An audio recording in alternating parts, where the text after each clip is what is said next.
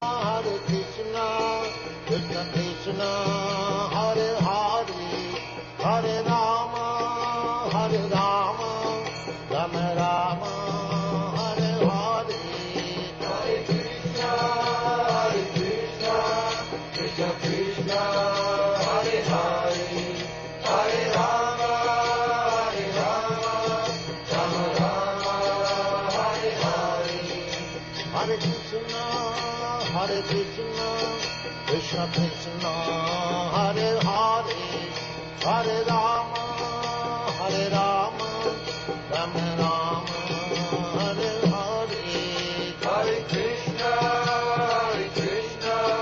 Krishna Krishna, Hare Hare, Hare Rama, Rama Rama, Hare Hare. Hare Krishna, Krishna Krishna, Hare Hare, Hare Rama, Rama Rama, Hare Hare. Hare Krishna,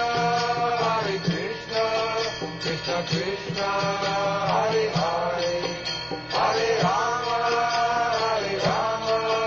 Rama Rama, Hare Hare. Hare Krishna, Krishna Krishna, Hare Hare, Hare Rama, Rama Rama, Hare Hare. Hare Krishna,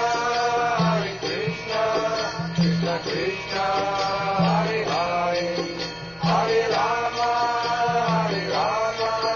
Rama Rama, Hare Hare. Hare Krishna, Krishna Krishna, Hare Hare, Hare Rama, Rama Rama, Hare Hare. Hare Krishna.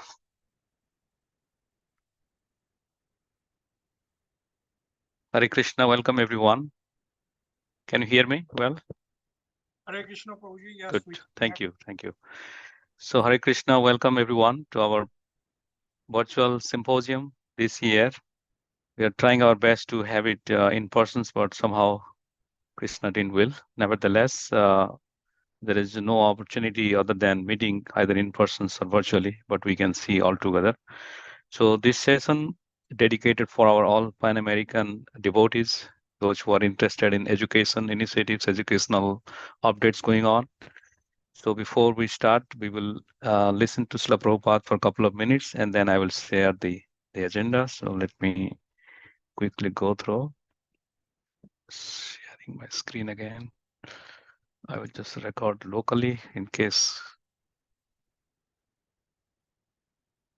it doesn't go well. So give me 1 second.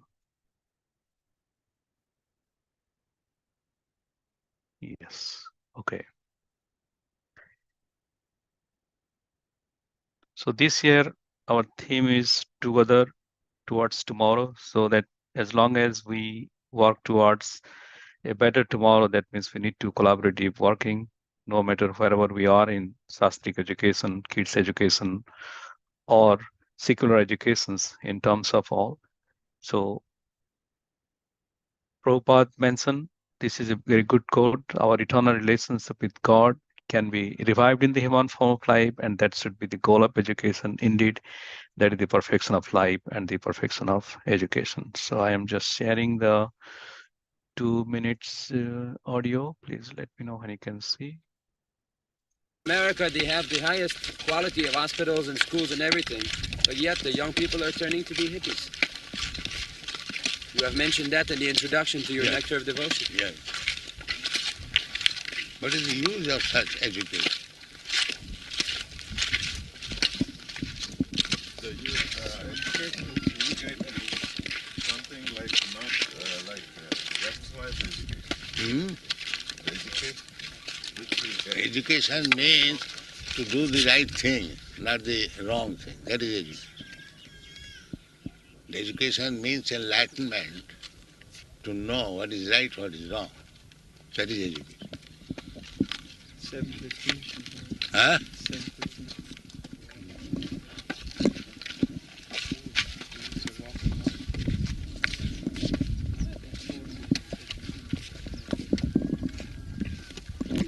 On the street, there is signboard, keep to the left or keep to the right. This is education. This is education. One must know how to run the car with sign. And education means enlightenment. If you foolishly do something, immediately become criminal. So education means to enlighten, to know what is right, what is wrong. That is it. But people do not know. What is the meaning of it?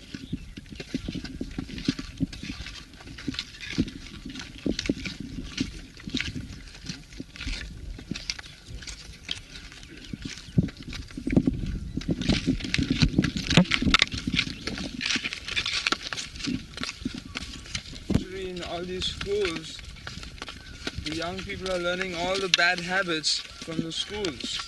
Instead of getting to learn how to do right things, they're learning to do all wrong things because of association with people from low families. And they even have sex education at school.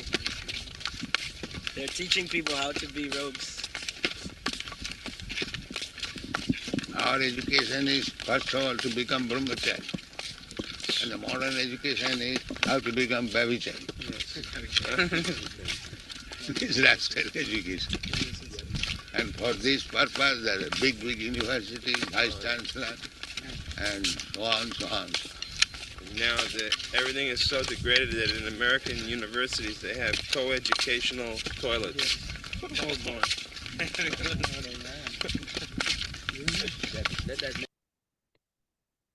Hare Krishna. So thank you for listening to Srila Prabhupada's a morning walk conversation.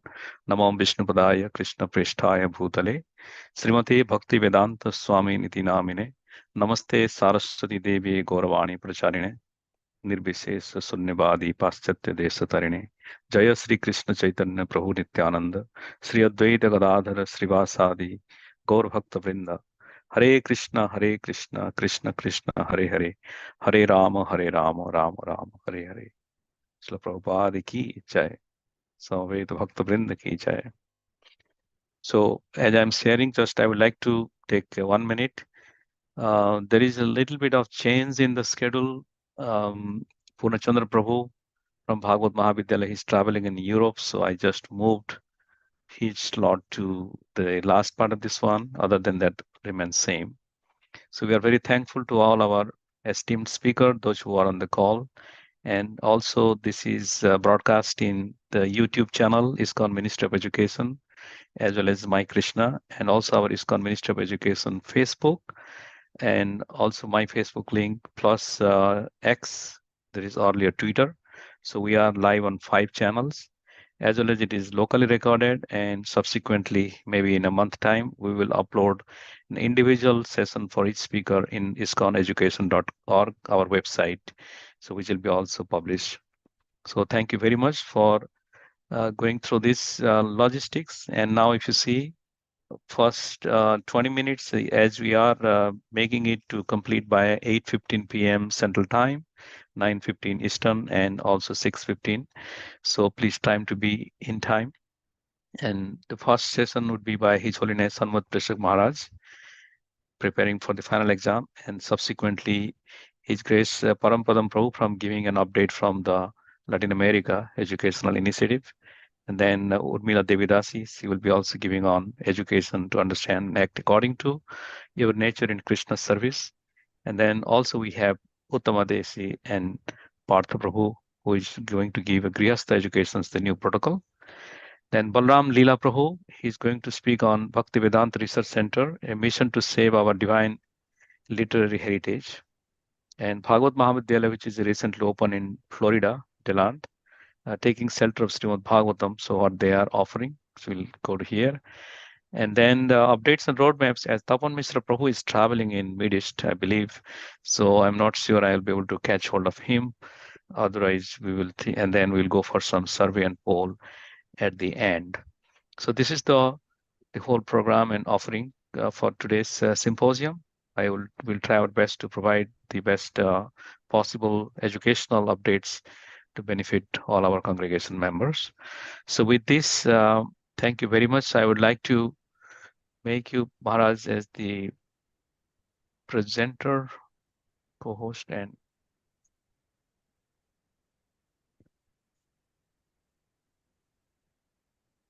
Hello. I still can't share the screen. okay, so let me share my screen. Okay. Okay, let's give it a try here. Okay. Can you see my screen? Yes, you can see the Zoom screen and then probably your presentation is coming up. Thank you, Maharaj. Yeah, I'm pushing my button. It is now 6:09. Okay, I have 15 minutes. Okay. Oh, you can go 5 more minutes extra, Maharaj. Yeah. Okay. Om Namo Bhagavate Vasudevaya. So we were asked to talk about this topic here, and we can move this out of the way. ISKCON Ministry of Education Pan-American Symposium. And our topic was on, I think it was like facing the final examination or something. But first off, we just wanted to thank the people who got us involved with the ministry, Yadunandan Swami, and of course, for many years we were working with Sesha Prabhu and the ministry. And of course, behind everything is Srila Prabhupada, the Ministry of Education.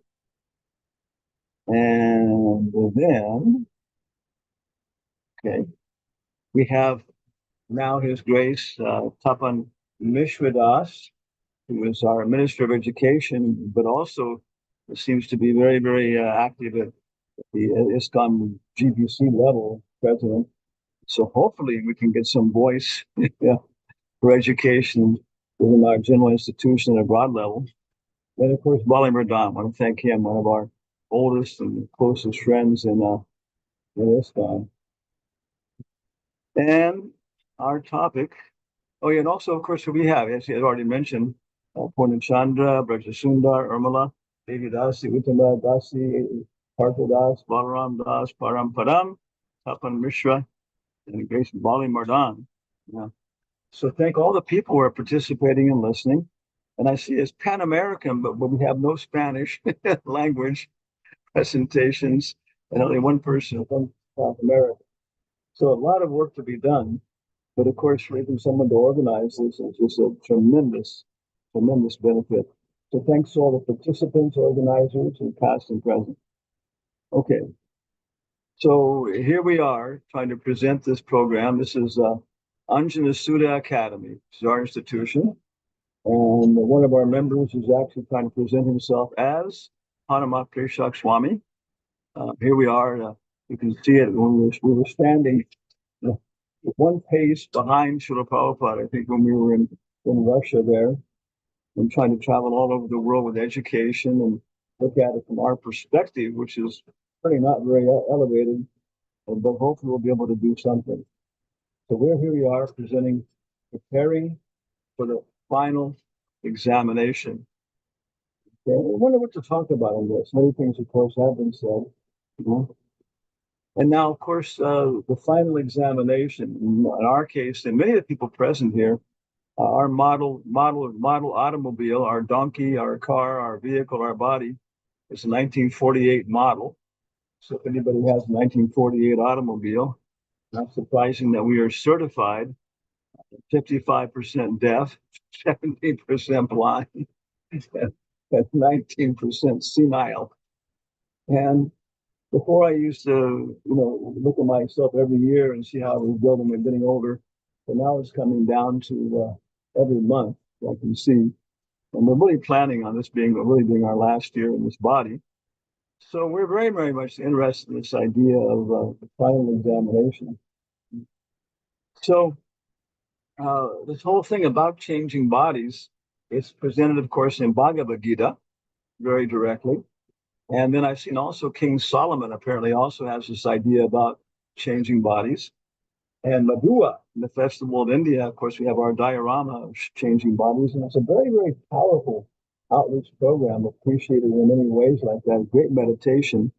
Jamamritya Jaradhyadi Dukkadosha Anudarshanam. We should keep very conscious watch of this thing of growth and everything else. I've heard from several sources that Prabhupada approved Shakespeare as an object of study for a Vaishnava perspective. And so here's a little citation on this, some perspective on the cycle of life from a drama called As You Like It. Of course, we have Bhagavad Gita as it is, but Shakespeare has this play called As You Like It. Act 2, Scene 7. So Jacques says, all the world's a stage, and the men and women therein mere players. They have their entrances and their exits. And one man in his time plays many parts, his acts being 7 ages. Okay. And at first the infant, mewling and puking in his nurse's arms. What's going on here? Okay. My little robot. Then the whining schoolboy. See if you can remember these things. Then the whining schoolboy with his satchel and shining morning face, creeping like snail unwillingly to school. And then the lover, sighing like a furnace, with a woeful ballad made to his mistress's eyebrow. Then a soldier full of strange oaths, and bearded like the leopard, jealous in honor, sudden and quick in quarrel, seeking the bubble reputation even into the cannon's mouth. And then the justice in fair round belly, with good cape on, with eyes severe and a beard of formal cut, full of wise sayings and modern instances. Got us now? And so he plays his part. The 6th age shifts into the lean and slippered pantaloon, with spectacles on nose and pouch on side. His youthful hose well saved, a world too wide for his shrunk shank, and his big manly voice turning again toward childish treble, pipes and whistles in his sound. We go into this world as teethless suckers, and we go out as toothless suckers.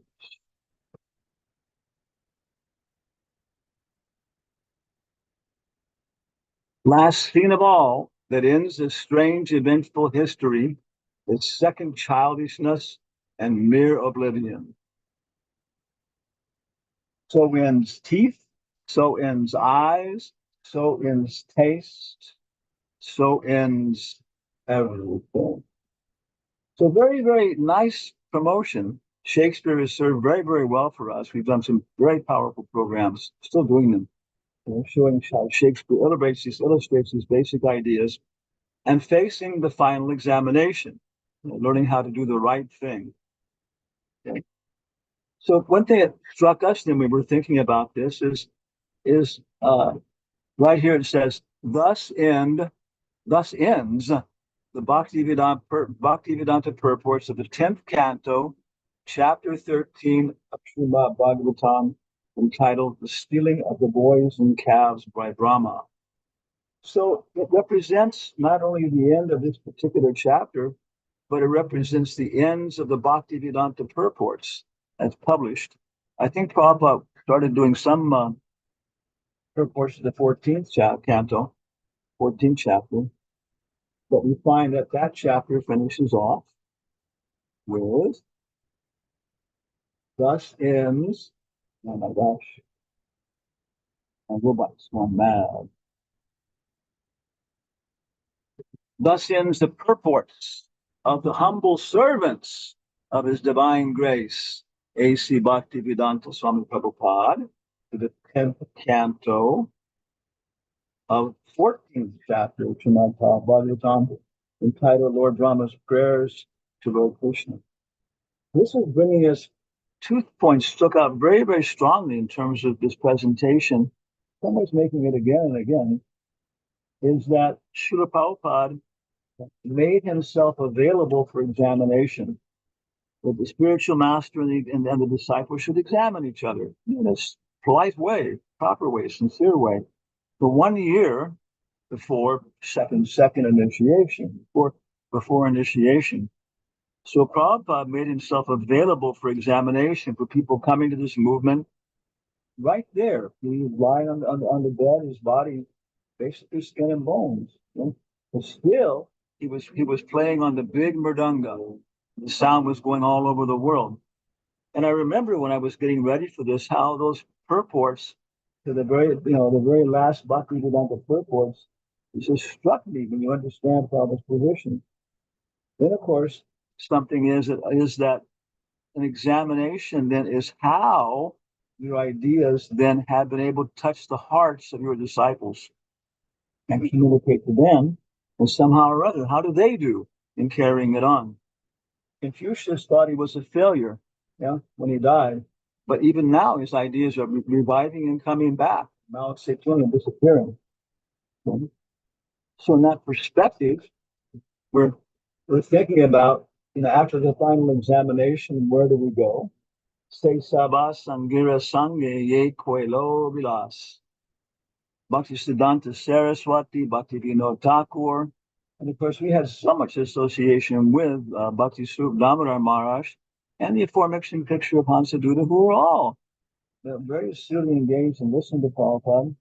And they had different results in their lives, but some of them carried on overtly in a very correct fashion right to the end. And so we're all associating with people who've taken the final examination. How did they die? Look at their lives. And where have they gone? Have they all gone to join Lord Chaitanya in Navadvip? And here then is one Bhaktivedanta purport that we take here. You can all chant together. Atrod Vahat Pushpa Vamsa Shutvanatyam Brahmadvayam Paramanantam Agada Bodham Vatsan Sakim Iva Pura Parito Vichenvad Ekam Sapani Kavalam Parameshtya Kaschasta. So then Lord Brahma saw the absolute truth, who is one without a second, who possesses full knowledge and who is unlimited, assuming the role of a child in a family of cowherd men and standing alone, just as before, with a morsel of food in his hand, searching everywhere for the calves and cowherd friends.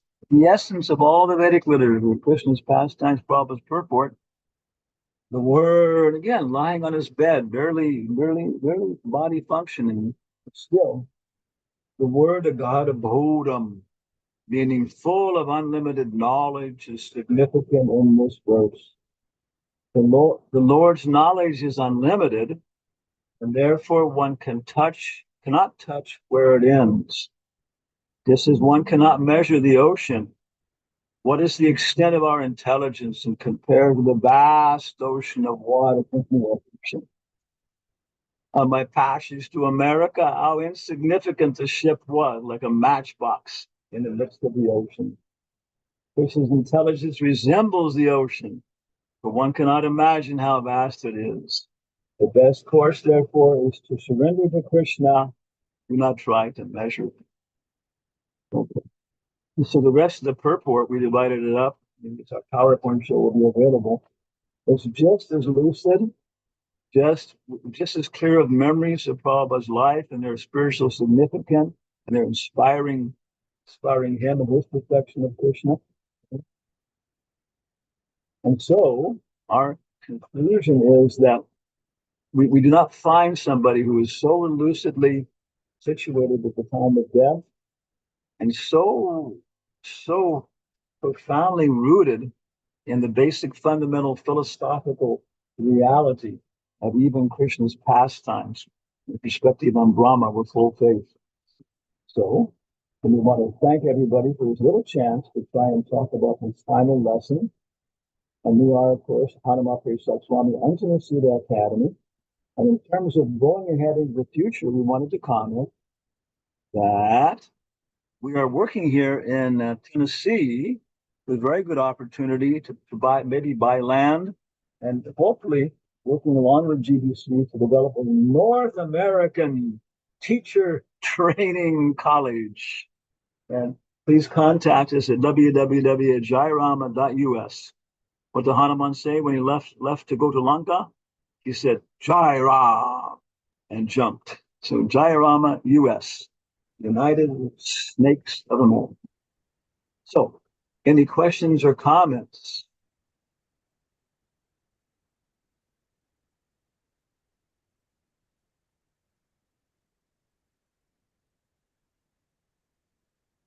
Please unmute yourself if you have any reflection or any questions for Maharaj. We have still 5 more minutes. Hare Krishna. Maharaj, please accept my humble obeisances always to Srila Prabhupada, my obeisances to all the devotees present here. My name is Srinivas Acharya Das. Thank you, Maharaj, for this reminder. We have seen Gopal Krishna Maharaj leaving this world recently. It is very nice to watch this presentation, but also having your association for 20 plus years. You would always remind us when we take tests, Bhakti Shastri, Bhakti Vaibhava, you would remind us the final exam is when you die, how much Krishna conscious we are.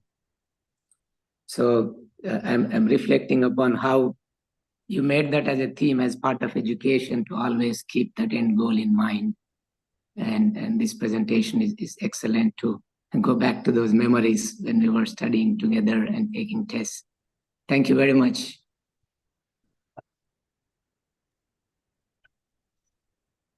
Thank you, Srinivas Prabhuji. Can you, Maharaj, share your screen so that we can see you fully? Stop sharing. Yeah, thank you.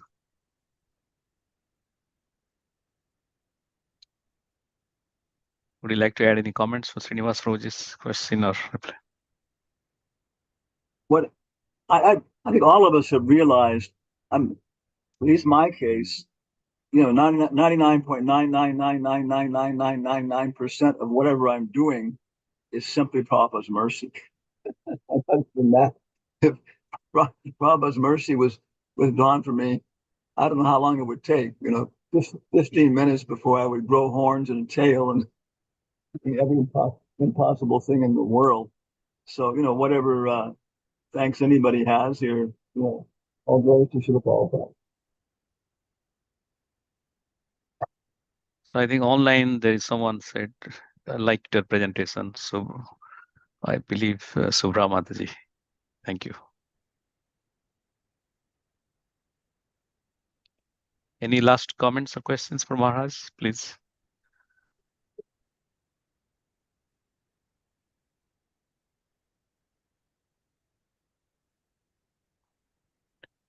Okay, I think with this, I'd like to thank you, Maharaj, for bringing the topic, which is very, very burning right now, the heart of the people. So thanks for your wonderful presentation, and I will share the PPT. We'll upload also in the Google Doc. Maharaj has sent it to me.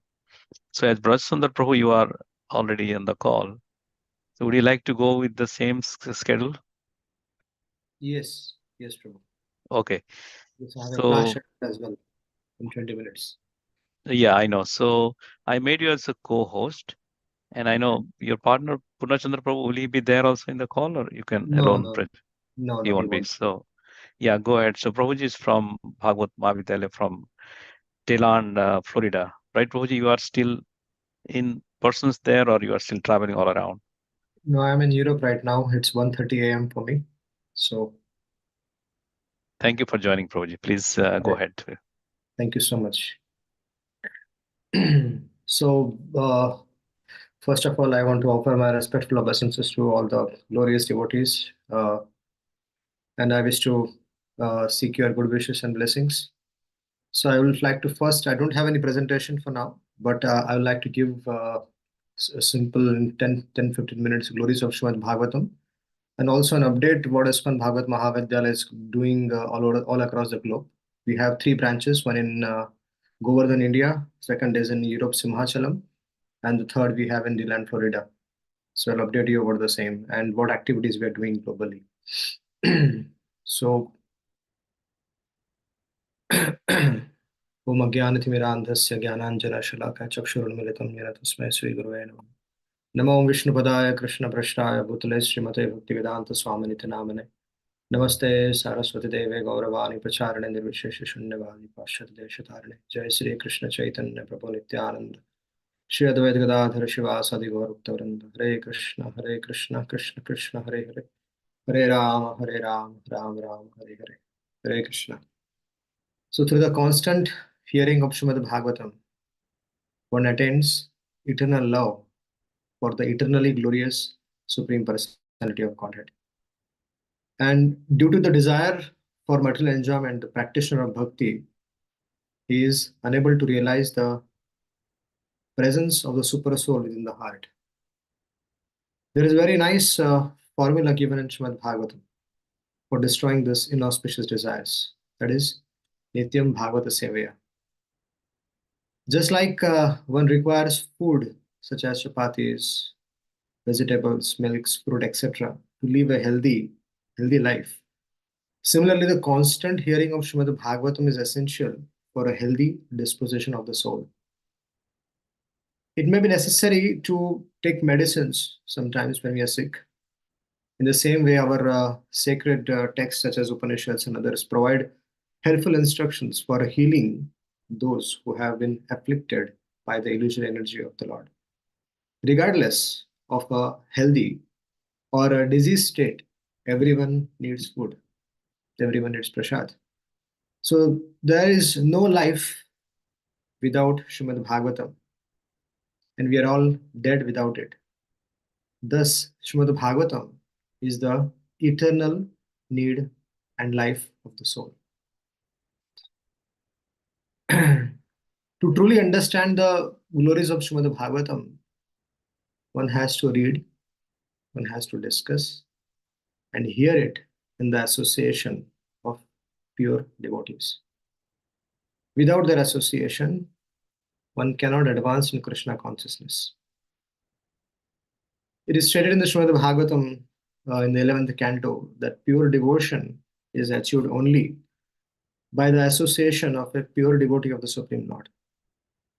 But what does association really mean?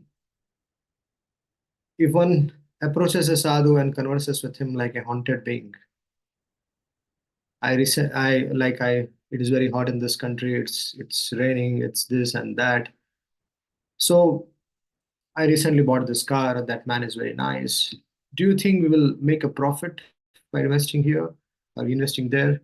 So then he will not gain anything from such association if a person asks a sadhu such a question. Being absorbed in their own ecstasy, a sadhu may reply to one or two such questions of an inquisitive person. But this does not avoid devotion to Krishna, which is the true benefit of sadhu sangha. Association means that one should approach a sadhu with surrender and hear from them the topics of Supreme Lord. Then, by their mercy, one can attain devotional service. Srimad Bhagavatam, which was compiled by Vyasadeva, is the ultimate source of Krishna Katha and is the essence of all Vedic literature. It presents questions, answers related to Lord Krishna, his name, his fame, his pastimes, his energies in various incarnations. It was, although if you see Shukdeva Goswami, he was absorbed in Brahman, but Shukdeva Goswami became helplessly attracted to Srimad Bhagavatam. He ran away from home immediately after his birth, but he returned upon hearing a few verses from Srimad Bhagavatam. Like Varaha, Pidam, there are two prominent verses which attracted Shukdeva Goswami, where Varaha, Pidam, Natvara, Vapo, Karnayo, Karnikaran, Vibrat, Vasaha, Kanaga, Kapisham, Vajam, Tim Chumalam, Randran, Venu, Radhara, Sudaya, Purnayan, Gopa Vrinder, Vindaranyam, Supada, Ramanam, Pravishat, Gita Kirti. He also heard Aho Bakiyam Stanakala Kutam Chigansayapayadapya sadhavi lebhe gatim dhatrochitam tatonyam kamvadayayu sharanam brajayam. When Shukdev Goswami heard these verses from Vyasa's disciples, he got attracted to Srimad Bhagavatam and he came back. Shukdev Goswami confirms this in Bhagavad Purana 2.1.9 that he heard the Srimad Bhagavatam from his father. Now, although Shukdev Goswami had renounced everything, he could not give up Srimad Bhagavatam. Shukdev Goswami was very fond of forest life, but after hearing Srimad Bhagavatam from his father, he became very dear to the devotees by the recitation of Srimad Bhagavatam. So Vaishnavas can physically touch Krishna's glories in the form of book Srimad Bhagavatam. They can hear about Vrindavan from Bhagavatam, and if fortunate enough, they can go to Vrindavan and bathe in the dust of in which Krishna and his dearmost devotees have walked upon. Srimad Bhagavatam is the very life and soul of the Vaishnavas, especially the Gaudiya Vaishnavas. Chaitanya Mahaprabhu called it as spotless Puran. And he himself was hearing it from his dear associate, Gadadhar Pandit. Srila Rupa Goswami lists hearing Srimad Bhagavatam as one of the 5 essential processes of devotional service. Srila A.C. Bhaktivedanta Swami Srila Prabhupada, he took Srimad Bhagavatam with him to the United States. And with this weapon, he conquered the whole world. My spiritual master, His Holiness Radha Govind Maharaj, Radha Govind Das Goswami Maharaj, he says that Prabhupada actually delivered the English language. He's saying that Prabhupada, by writing Srimad Bhagavatam in the English language, has actually delivered that language, because English as a language was not considered as a scholarly language appropriate for spreading or talking about. But Prabhupada ji, our founder Acharya, our dear Srila Prabhupada, he wrote Srimad Bhagavatam in it, and he delivered that language. He blessed many thousands with the wealth of Srimad Bhagavatam, referring to his Bhaktivedanta purports as his emotions of spiritual ecstasy. Srila Prabhupada ji made it mandatory for its followers to hear Srimad Bhagavatam daily. Wherever he went, he spoke on Srimad Bhagavatam. On occasions, even he relished hearing from his disciples. Srila Bhakti Siddhanta Saraswati once said that if all the books in the world were to be destroyed, leaving only Srimad Bhagavatam, there will be no loss. Srimad Bhagavatam is the matured fruit of the Vedic tree and therefore can fulfill all desires. The process of hearing Srimad Bhagavatam is the means for attaining all desires. So the main purpose of a society is to establish the glories of Bhagavad Dharma all across the world. And with that purpose, with that intention, His Divine Grace came to the US.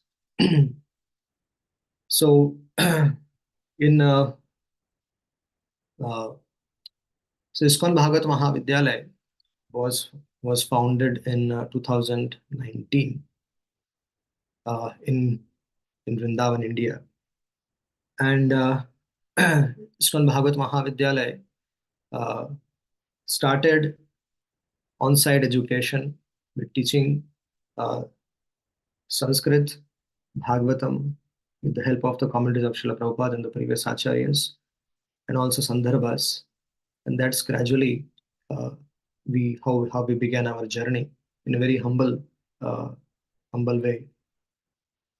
Today, ISKCON Bhagavat Mahavidyalaya has around 65 plus teachers only in India. And in our other branches also, there are so many teachers associated with us. Around 100 plus teachers are associated with us on a global level. ISKCON Bhagavat Mahavidyalaya has 3 branches, and we are just 4 years old, if you see. But we have 3 branches. We have 40,000 plus students associated with us across our 3 branches. And we have more than 100 plus courses on the writings of the Gaudiya Vaishnava Acharyas. Our upcoming goal is to make 1,000 plus courses from Bhagavad Gita, Srimad Bhagavatam, and various others and various other Acharya's books, and make them available to the Society of the Vaishnavas. We also have a e-magazine which reaches around 35,000 devotees globally. And ISKCON Bhagavat Mahavidyalaya is also building this campus. Current in India, they're building in campus. In Europe, we have Europe and North America. It all began in the same last year, January, and Europe also has a very good team. North America, also we are focusing on the similar aspects, spreading making Srimad Bhagavatam as life and soul, how devotees can accept Srimad Bhagavatam as a part of their life. It is the part of their life, but making it as a food for soul, which I presented. So our goal is that devotees make Srimad Bhagavatam as a part of our daily life, daily routine, not just keep them in the library and even forget to open the covers of the book. So we are also working on establishing a research wing. We have a team also which will take Srimad Bhagavatam to the academic world, present Srimad Bhagavatam in a scholarly way. We have around 13 to 14 PhDs from across the world who are working with us, and we want to work. That is our vision, to also take Srimad Bhagavatam to the academic world, present it to the scholars, and discuss it with discuss on the various platforms, write journals, present it to universities. So that's how we are progressing, and we are very thankful for the North American GBC and the whole management who is taking care of North America for giving us opportunity to do our services in DeLand, Florida. We have well, in a year we have twice on-site programs, and rest of the year, so around 2 months we function on site, and the rest of the year we are online doing various courses. We have a very wonderful and glorious team in North America who is working on that. We are also started with Spanish courses. Spanish is also one of our department, so we have started courses. We also have an e-magazine in Spanish, so that way English and Spanish are our main languages, which we are focusing on right now, and developing courses on in various courses in these two languages. We have a very good team also in South America who is working on this. So that's the update from my side, respected devotees. It was a pleasure to be in this Sangha. If you have any questions for me, I'll be very happy to take those. Thank you, Brother Sundar Prabhuji. Yes, we will have either you can raise your hand or you can directly unmute as we are limited devotees. So please. Hi, Krishna Prabhu. Thank you so much. It was very enlivening. Have you produced study guides for all the 12 cantos? Study guides, we have this. We have those in India. We have those, yes. So all 12 cantos? Yes. And are those available worldwide? Are people able to purchase them outside of India? Only students get access to that. Only students get access to that? Yeah. Not the general public? No. I see. I assume that there's, may I ask why? Bhagavat Mahavidyalaya functions, we have some internal policies, and we try to stick with that. So please forgive us. Any other questions, Mataji? Happy to have your darshan. No, that was all. I was just speaking to Gauranga Darshan Prabhu the other day about whether or not there's study guides for all the 12 cantos. And I was wondering if you had those available. Yes.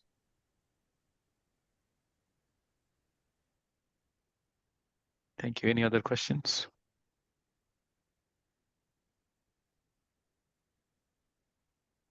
Okay, So so may I have one quick questions to you? yes. As some devotee was asking, is it like what is your strength in each batch for Bhakti Vaibhav, and what is the length of the Bhakti Vaibhav? Means how long it takes and how many occurrences in a week or engagement you needed per week or per month? Do you have such kind of prerequisites? Yeah, at the current moment in North America, we are starting our Bhakti Vaibhava, but we are doing a hybrid model. That is 1 month, one canto will be taught on site, and then probably the next couple of cantos will go online. And again, we'll have a on site, and then again, the couple of cantos will go online. So that we are starting in the month of July. And so we expect around so the duration will be a little larger, but whatever the standards of ISKCON Board of Examinations are been presented to the institutes, we are following that, strictly abiding to that. So yeah. So on-site, mean, do you also facilitate those who like to go, like accommodation and food and all? Yes, accommodation. All the 3 places in the world we have. It's a residential college. We have accommodation as well. Got it. So Thank any you. last question or comments, please? We have 1 more minute. I'm very happy to have been invited in this great association of all the Vaishnavas. Please accept my humble obeisances. And if there is advice for me, any guidance for our team, and how to serve the devotees in North America, I'll be very happy. You can send me your I'll email send. ID email. I know, but your link, I'll send website you link, my or some details, so we can post it in definitely. ISKCON Education. Thank you. Thank you so much. Hare Krishna. I will have to take your leave, unfortunately. I have another Sangha. We have a 21 days reading challenge going on in North America at the moment. Around 100, 200 devotees are joined. So I'll take your leave. Hare Krishna. Thank you very much, Prabhuji. Wish you all the best in your further endeavor. Thank you so much, and Galimardan Prabhu, for this opportunity. congratulations too. Okay. So I think I would like to thank you, Bhagavad Mahavidyalaya, for presenting. Their center is in Delan in Florida, which Bhaktichara Maharaj opened this agricultural farm. And they have very nicely it is done, and it's also in Govardhan, not Govardhan Eco Village, it's in the actual Govardhan in Vrindavan. Yeah. So next presentations from Urmila Devidasi, I make you co-host. So please let me know you'll be able to share your screen. Yes, I can see. Please go ahead. Okay. So there is no more introduction needed. So she is all popular all around the world for her education, charm, and also inspirations to everyone, including myself. Thank you. I don't think anyone's ever introduced me as having charm before, so that's a first. Okay, so thank you very, very much. Namo Om Vishnu Padaya Krishna Prasthaya Bhutale Srimati Bhakti Vedanta Swami Niti Namani. Namaste Saraswati Deve Gaurvani Pacharni Nivasesa Nivani Paskatyade Sitarni Vanchakapati Bistaki Pasnave Vitampati Tanam Pavane Vyo Vaishnavi Binamo Namaha. So 2 years ago, I gave a presentation about career dharma, which is basically the Varna part of Varnashram.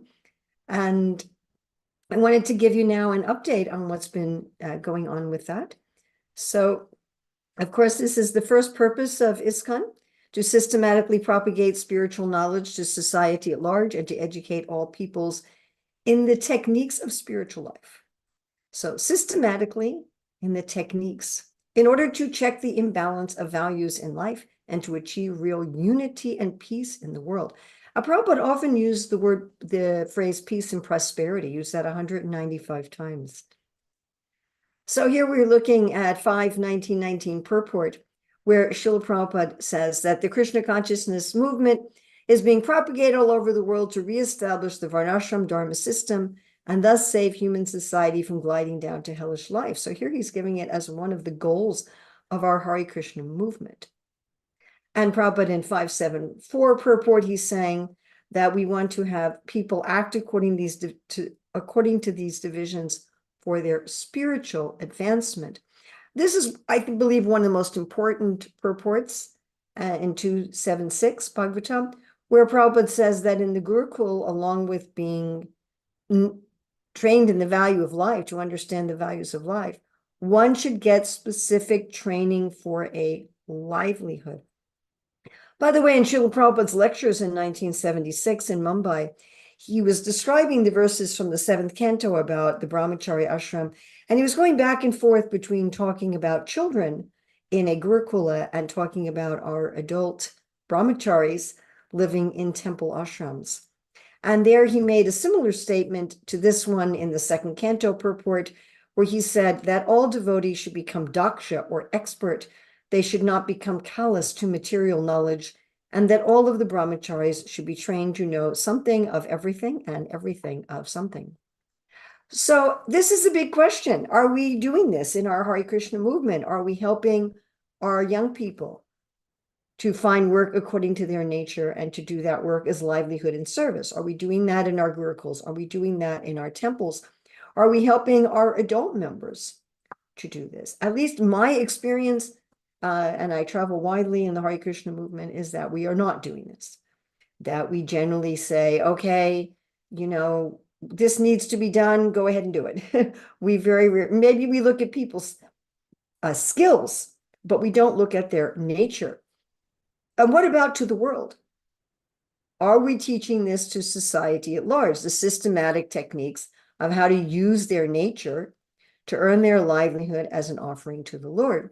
So myself and Dr. Ruchira Datta, whose initiated name is Rukmini, that's not my god sister Rukmini, her last name is not Datta. Dr. Datta and myself have spent 6 years of research to put together Career Dharma, which, as I said 2 years ago, I presented that we were working on this. And so I wanted to give you this update to try to fulfill Srila Prabhupada's dream, to try to fulfill Srila Prabhupada's mission, what Srila Prabhupada so much wanted to do with education. So, of course, we have the book, Career Dharma, which was an Amazon bestseller continually for 2 months. We have a lot of excellent in-depth reviews, sales all over the world, and it's available all over the world in paperback and ebook. And this book is divided into 3 main sections. The first one is how to figure out our nature in terms of our livelihood and our service. Who am I on a material level, of course? Who am I? Where do I fit? Now, of course, that's what most people have their interest in. Most of their interest ends at that point. What's my nature? But part 2 is, how do I use that nature in Sanatana Dharma? How do I actually have where's the Dharma? Career Dharma. And this is on a personal level. Then part 3, we're looking at, what does an ideal society look like? How would we have a vision for society? We talk there about cooperation between the different fields of work, competition within the fields, how there's checks and balances, how to have actually sustainable prosperity. We give an example of what we call mathematical eco-sociology in New Vrindavan. And then we have a vision for a whole society.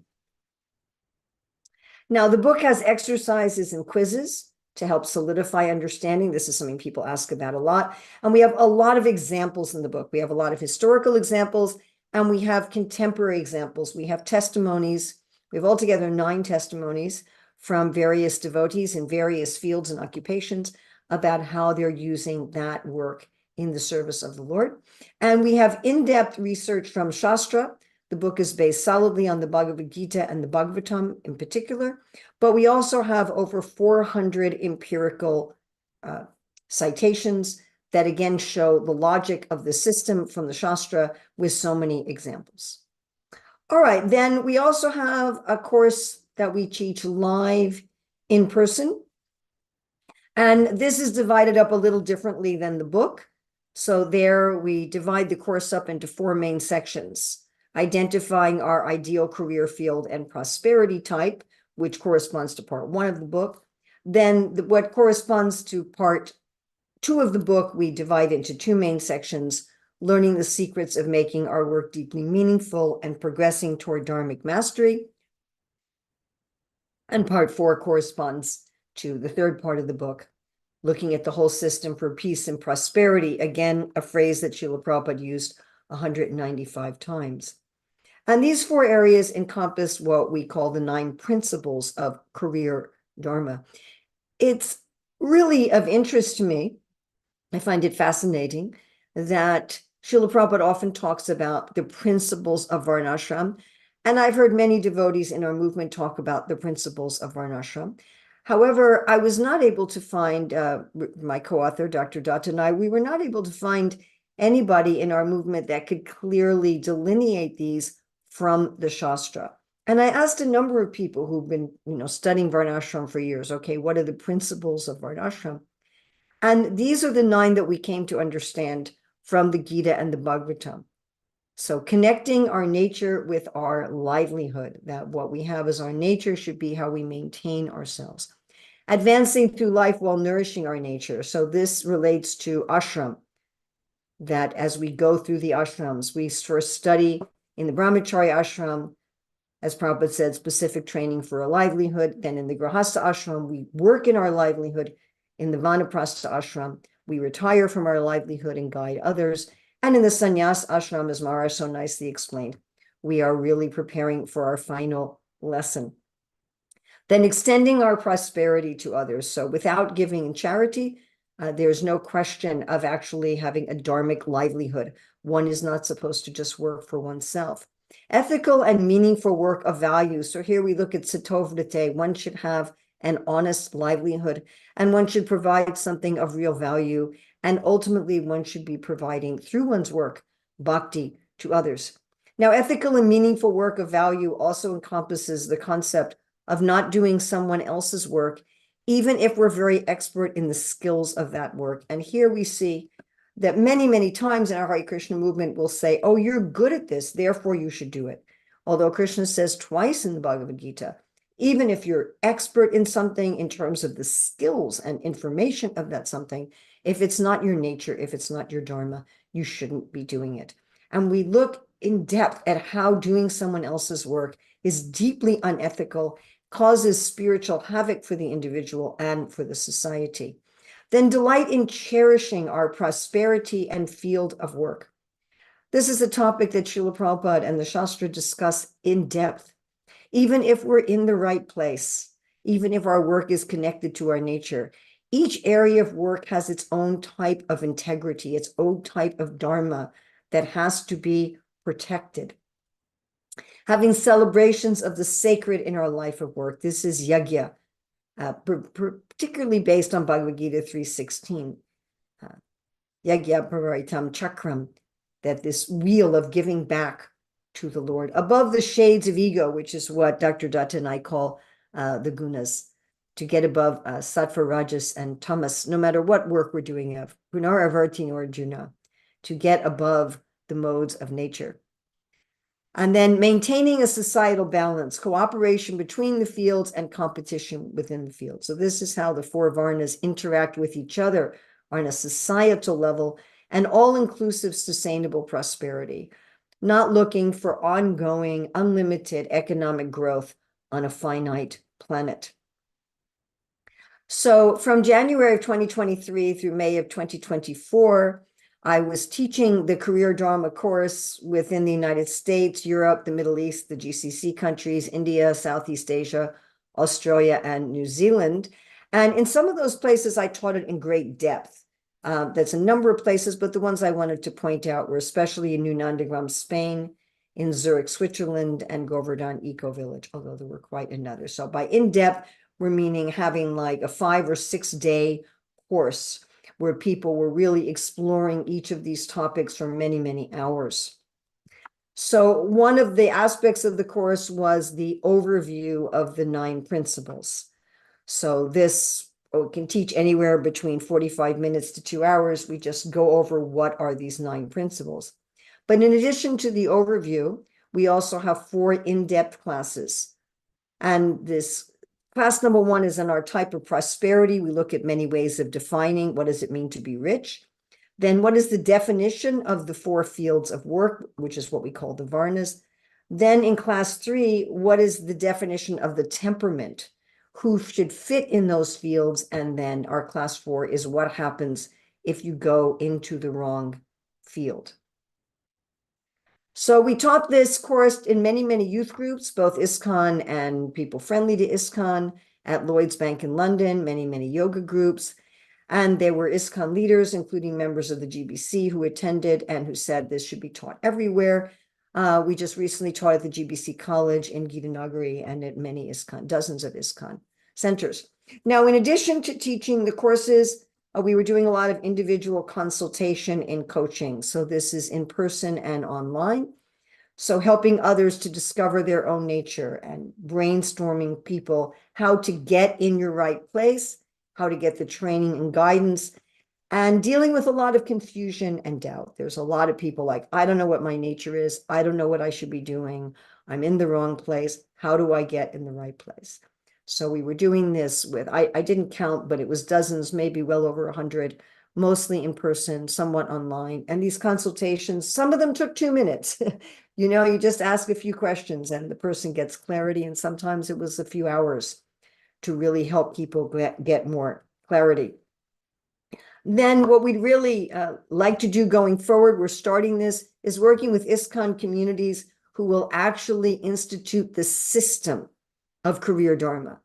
And so far, we're doing this at New Govardhan in Australia and Rotterdam in Belgium.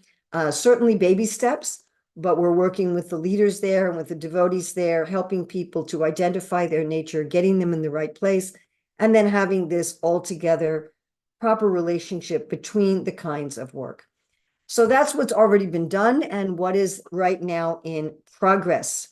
So the audiobook of Career Dharma, which is over half done, a workbook, which we are in the planning stage, and an online complete course. So this is not a live course. So we've been teaching Career Dharma live, primarily in person, occasionally like over Zoom, but we want to have a complete online course. This is 95% completed. All the video has been recorded and edited, etc. It has professionally done videos for each principle or sub area, and this interacting learning exercises, all of that is done. Basically, all we need to do now is polishing and testing. And so this is what we've done with the Career Dharma system. This is the update that I wanted to give you. And if any of you are interested in getting updates when we have the online course done, when the audiobook is done, when the workbook is ready, you can sign up here for more information. So I did end at my 8 o'clock. Which could you add the link in the chat? Is it possible? Yeah, I can do that. Also, so and also if you could unshare and then maybe you can open up some Q&A from this group. As let me see also from online anybody. Please unmute yourself and directly ask your question. By the way, I should say this has been one of the most exciting things I've ever taught in the Hare Krishna movement. Well, thank you very much, Urmila. It was a wonderful presentation. Nice to see you, even if just virtually. I very often contemplate when I visit temples that the missing part of the administration is like a career counselor. Yes. Or a Dharma counselor, because I see that devotees are not engaged according to their propensities. Correct. And they could be achieving so much more. So I really big on these things becoming the culture of ISKCON. Just like we're going to present, how premarital education should be the culture. Same thing. It needs to be our culture. So thank you. Yes. I mean, Rukmini, my dream is that every ISKCON center would have a Career Dharma guidance office. Not only for our own members, for our youth, for our adult members, but for the general public. I mean, that would be amazing. Yeah, not only are people not being engaged according to their nature, but as I say, the system is off. So the way the different parts of the system should relate to each other is not generally there. And by the way, when people are not engaged according to their nature, they will burn out and leave.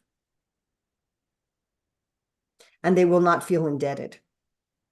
They'll not feel that they want to give back. They'll feel that they were used. And when people are engaged according to their nature and the system is in place, people will feel enlivened, they will stay, and they will want to give back. We have Syam Gopal Prabhu. Could you unmute? He has raised his hand. Please go ahead. Hare Krishna, Dandavat Pranam, Mataji Devdasi, very happy to see you again. Thank you very much for a very valuable topic. I have a very simple question, which you also ask to Braja Sundara Prabhu. Is it possible to download this material for those who don't have a Kindle, like as PDF? No, we're not going to give it as a free PDF. It's like $5 on Amazon. You can get a free Kindle app on your phone. Yeah, but in some places Amazon is unfortunately not working. And what? Okay, I only ask, is it possible or not possible? No, we absolutely, definitely, positively do not want to do that. But we're selling it very, very cheap.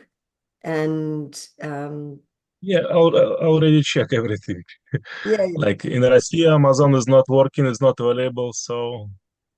I see. Well, then what you want to do is contact me privately off this, and let's see what we can do about that. What we did when I was in India, we did a very limited printing in India, specifically for like India, Malaysia, Indonesia, where we couldn't get coverage with Amazon and Ingram Spark.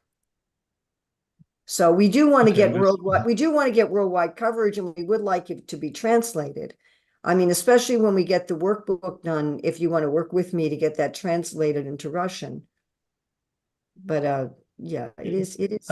I just finished translating your book about the Avanti school and some materials for Krishna consciousness education for the kids, some articles. It's very beautiful. Now I see this is how's your life. You're continuing in this book now. Yeah. Anyway, reasons I asked this question. We can talk about Russia and how to facilitate that. We'd like to do that for sure. 100%. Thank you very much. Hare Krishna. We have another question from Hanumat Prashu Maharaj. Please go Yes, Maharaj. How may I serve you? It's such a fantastically big topic, and we've been working it ourselves a long time. But just for example, one like how you would react to it. For example, in one big U.S. temple in South Central, we have the first generation of devotees there, disciples of a local guru who left his body, and they were running a Vaishya business and doing very, very well and supporting the temple and activities. And now their children have gone ahead and graduated from the regular school system, and they're engaged as doctors. And I think they're getting their rounds done and getting up in the morning pretty much. And now then their grandchildren are there. So doesn't that mean that actually we've established the Varnashram system? Well, looking just at Varna always exists in the sense that all the 4 Varnas exist in human society, except the very beginning of Satya Yuga. And the temperaments of all 4 Varnas always exist. So if that's the case, why would Srila Prabhupada want us to teach Varnashram Dharma? Well, first of all, some people are in the wrong place. We have some people who have a Kshatriya temperament who are working as Vaishyas, and people who are Vaishya temperament who are working as Brahmanas, and people with a Brahminical temperament working as Shudras. And we go into great detail in our book and in our course how doing this causes havoc in a person's own spiritual life and causes havoc in society. So that's the first problem. The second problem is if people are in the right place, they may not know how to do their work dharmically. They may know the information and the skills of their work, but they may not know the dharma of their work. So it's just like if I'm in your house and I'm taking your things, that's unethical. But even if I'm in my house, if I'm not cleaning it and I'm not maintaining it, that's also unethical because ultimately it's Krishna's.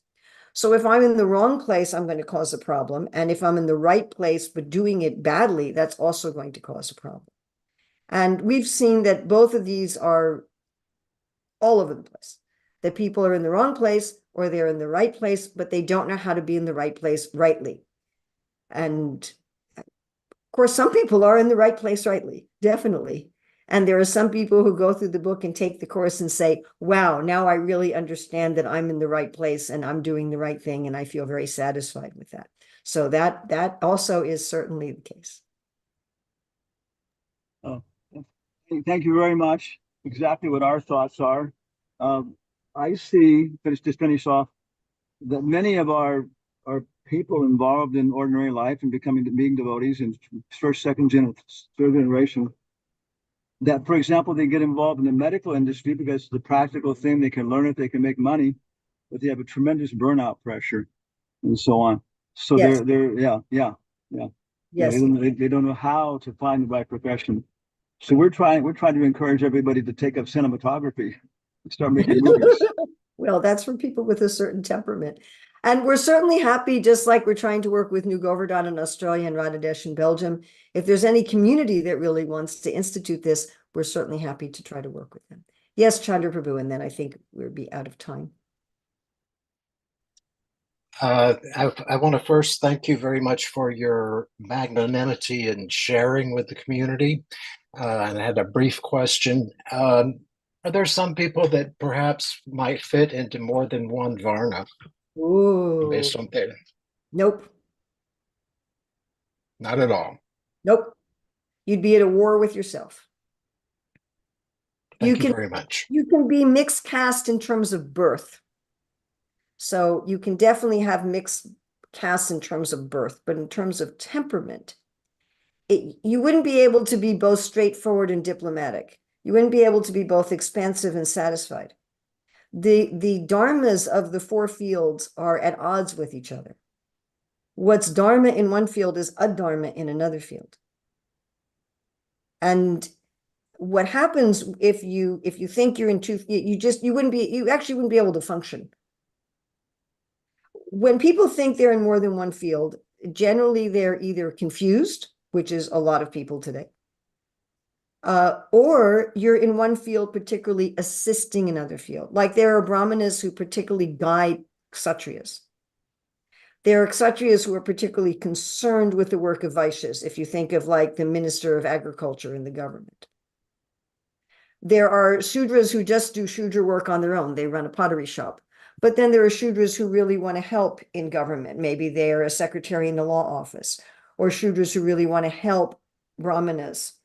You know, maybe they particularly like to put together artistic activities to help with education, or Shudras who particularly like to help vaishyas. There are vaishyas who particularly want to help government.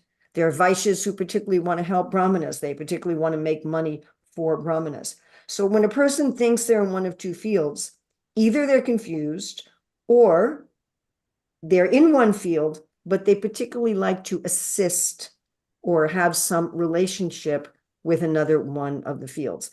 And in the dozens, I mean, it may be hundreds of consultations I've been doing in the last year and a half, I've never once found someone who's actually in two fields.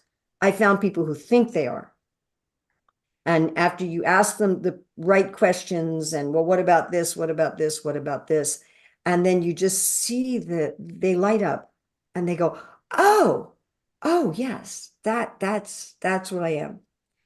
We do talk about prosperity types, 6 prosperity types.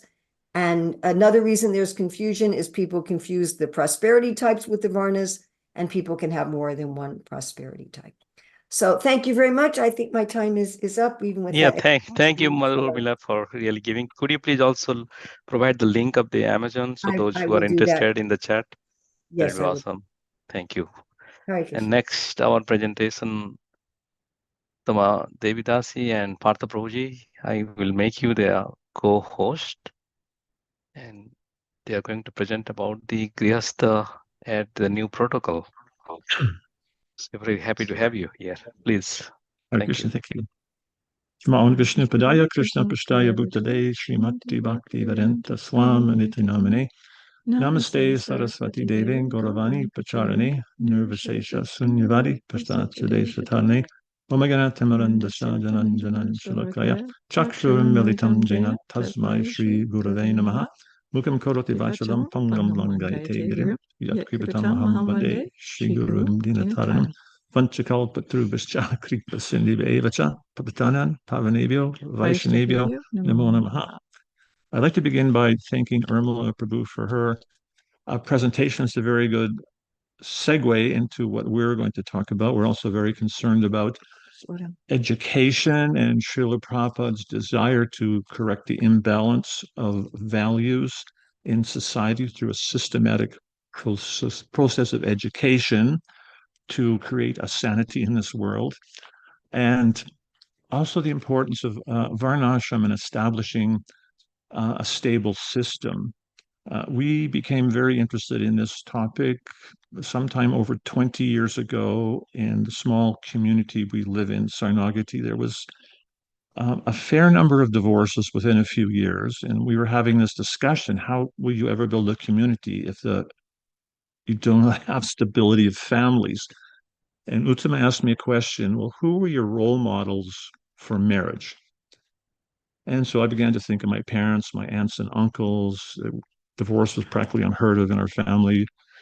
And I started to go through all the devotees I'd met over the years, at that time, 20 years ago, and who were married and who were still together at that time. And the list was, I think, about 90, 100 devotees. And I was shocked that 70% of those devotees I personally met, couples I personally met, had divorced. And it really hit me that, wow, how are we ever going to have Varnashram if you do not have a stable family unit? The core, the foundational building stones of Varnashram are the individual Grihastha ashrams. And over the years, in our travels around the world, we've had leaders tell us that they thought the divorce rates in their communities was in the neighborhood of 80, even one time we heard 90%, which is quite tragic and shocking.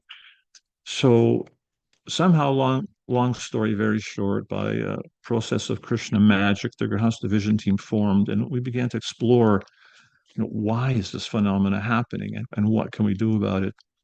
And we could see one problem was the propagation of very negative paradigms about the Grihastha ashram, that marriage was a fall down, it's the deep, dark well. So our Shastras state those kind of things, but that's talking about materialistic family life, not Vaishnava family life. And it's very tragic if that paradigm is propagated and you paint Vaishnava families in that same color.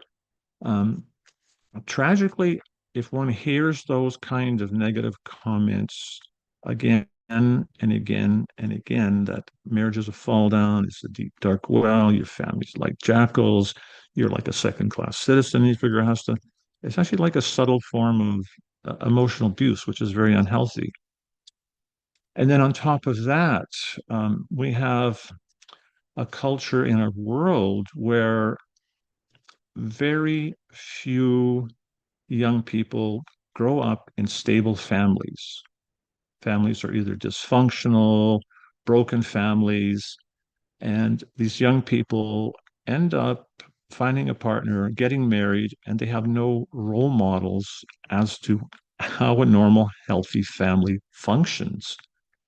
So if you consider that, people coming from dysfunctional families, no role models, on top of that, there's been many negative paradigms inappropriately propagated, mixed into that mix, that just creates a recipe for absolute disaster in marriage, which unfortunately we've had within our society. And even now we see, although India has a very strong culture of family unit, and other places in the world, Ireland, which had a very strong culture of commitment to marriage, divorce is very much becoming a problem in those countries which had a very strong culture of strong marriages. So it's extremely problematic. And as Irmala Prabhu was saying that, Prabhupada very much wanted the systematic process of education. And that's very much essential. As Srila Prabhupada said, you can correct the imbalance of values, the imbalance of knowledge that you have through systematic education. And so that's one thing the Grihastha Vision team has been very much trying to encourage within our society, is to develop a culture where we support and nurture marriages, not that we simply perform marriages. In the past, and some places still in the present, the couple gets married, and basically there's a little fire jagga, the banana goes in the fire at the end, and everyone says, "Congratulations, good luck, and goodbye, you're on your own." Well, we don't want it to be like that. We want to see that couples, they get some training, which Uttam will explain in a minute, and also they get some support to help them in that transition, and also to develop healthy attitudes and proper values that they can use as guides in their life, in their progress, in their marriages, and in their Krishna consciousness. Do you want to talk a bit? So premarital education was started actually by the Catholic Church probably about 40 years ago, because they also saw the need. So it's not something that was maybe traditional per se in Vedic culture, although it happened organically just through your extended family. So nowadays, because that extended family support isn't there, we find it very beneficial that couples before marriage can meet with other stable, happy couples and get some tips and tools, because you don't know what you don't know when you're getting into marriage. So the education that we do, we make it short and sweet. We do 5 sessions, 90-minute sessions, and we have a general format, but it's individualized to meet the needs of each couple. So we start by helping them to understand the areas that they are strong in and the ones that they'd like to grow in. And while doing that, we teach them productive and compassionate communication skills so that they can communicate well with each other.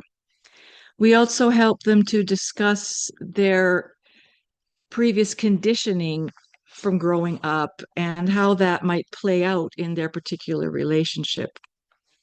We also have them practice being assertive, stating what they need, and instead of expecting, "Because you love me, you should know," and how to negotiate roles and to work as a team.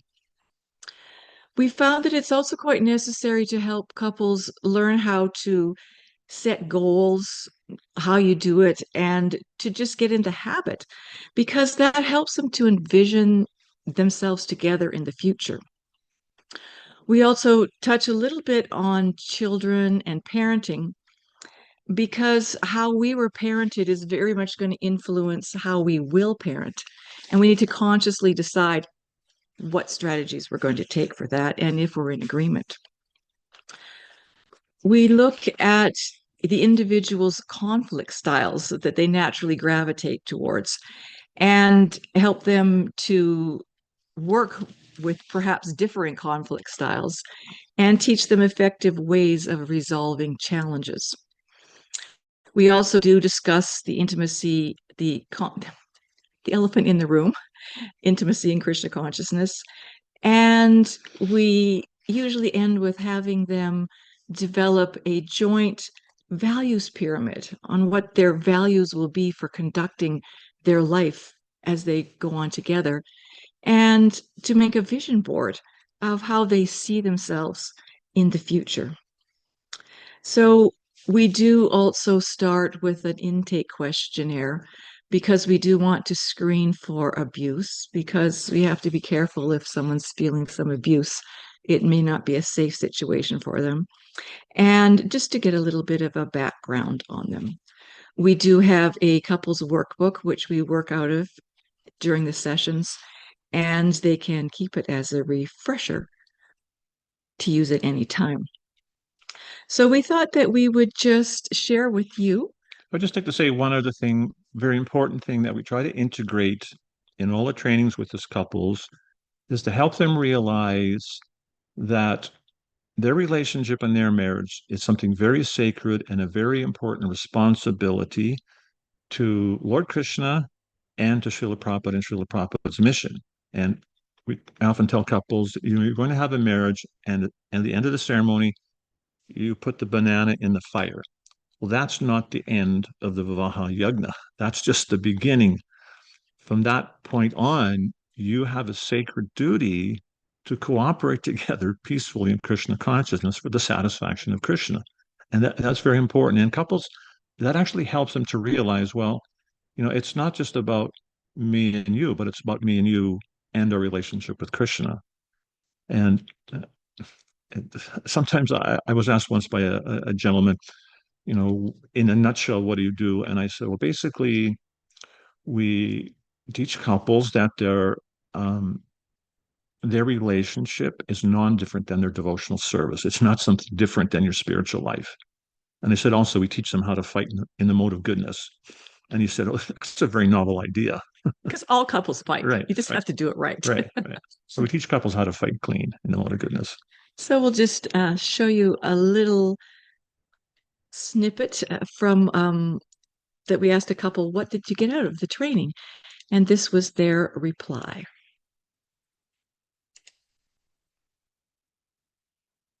Share. Just go at the bottom. We covered a lot overall, but the essence of it is we just were given a set of tools, a set of knowledge that just helps us to understand ourselves more, understand how that is going to play out in our relationship and the dynamic that we have together. And yeah, it really just equips us with so many valuable things that would often go overlooked. It's really given us so much. Just like I think about that, if we didn't do premarital education and counseling, we would be very lost. we would be still together, but probably not knowing how to have, I'm sorry, I'm interrupting. It's okay. Just not knowing how to communicate in a way that allows space for us to grow. We'd probably just be butting heads all the time, carrying resentment. And I feel like, yeah, we learn tools to truly grow in the relationship rather than just being in the relationship and dealing with each other. We're like, let's help each other grow through each other's things. I think that's the most prominent thing that's coming out from here right now. Yeah, and it's a really nice blend of. And I just feel so supported. It's a nice blend of just relationship tools and communication tools, but also a heavy emphasis on keeping Krishna in the center. Because I imagine if we had premarital counselors and premarital education that was just more secular, it would be helpful, but it wouldn't quite hit the same. It wouldn't fulfill the same value, and it just really helps us to work together, not only for our relationship, but also for our Krishna consciousness, for our service. Yeah, and it's also like we're in this relationship so that we can help each other serve Krishna. So it's like full circle. It allows us to really covers all the bases. Yeah.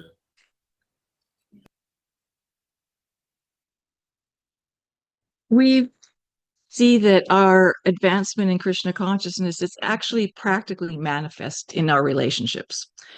So to be able to successfully apply the philosophy in our lives, that's achieved by personal modeling and by the culture of our society. And our culture, it greatly contributes to the development of our beliefs and values. So we strongly believe that healthy marriages will create happy families, which in turn will create a strong ISKCON.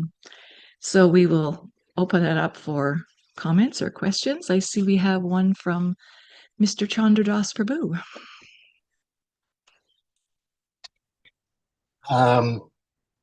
I would appreciate an honest response on your perceptions based on today's life in ISKCON. I took first initiation in 1981.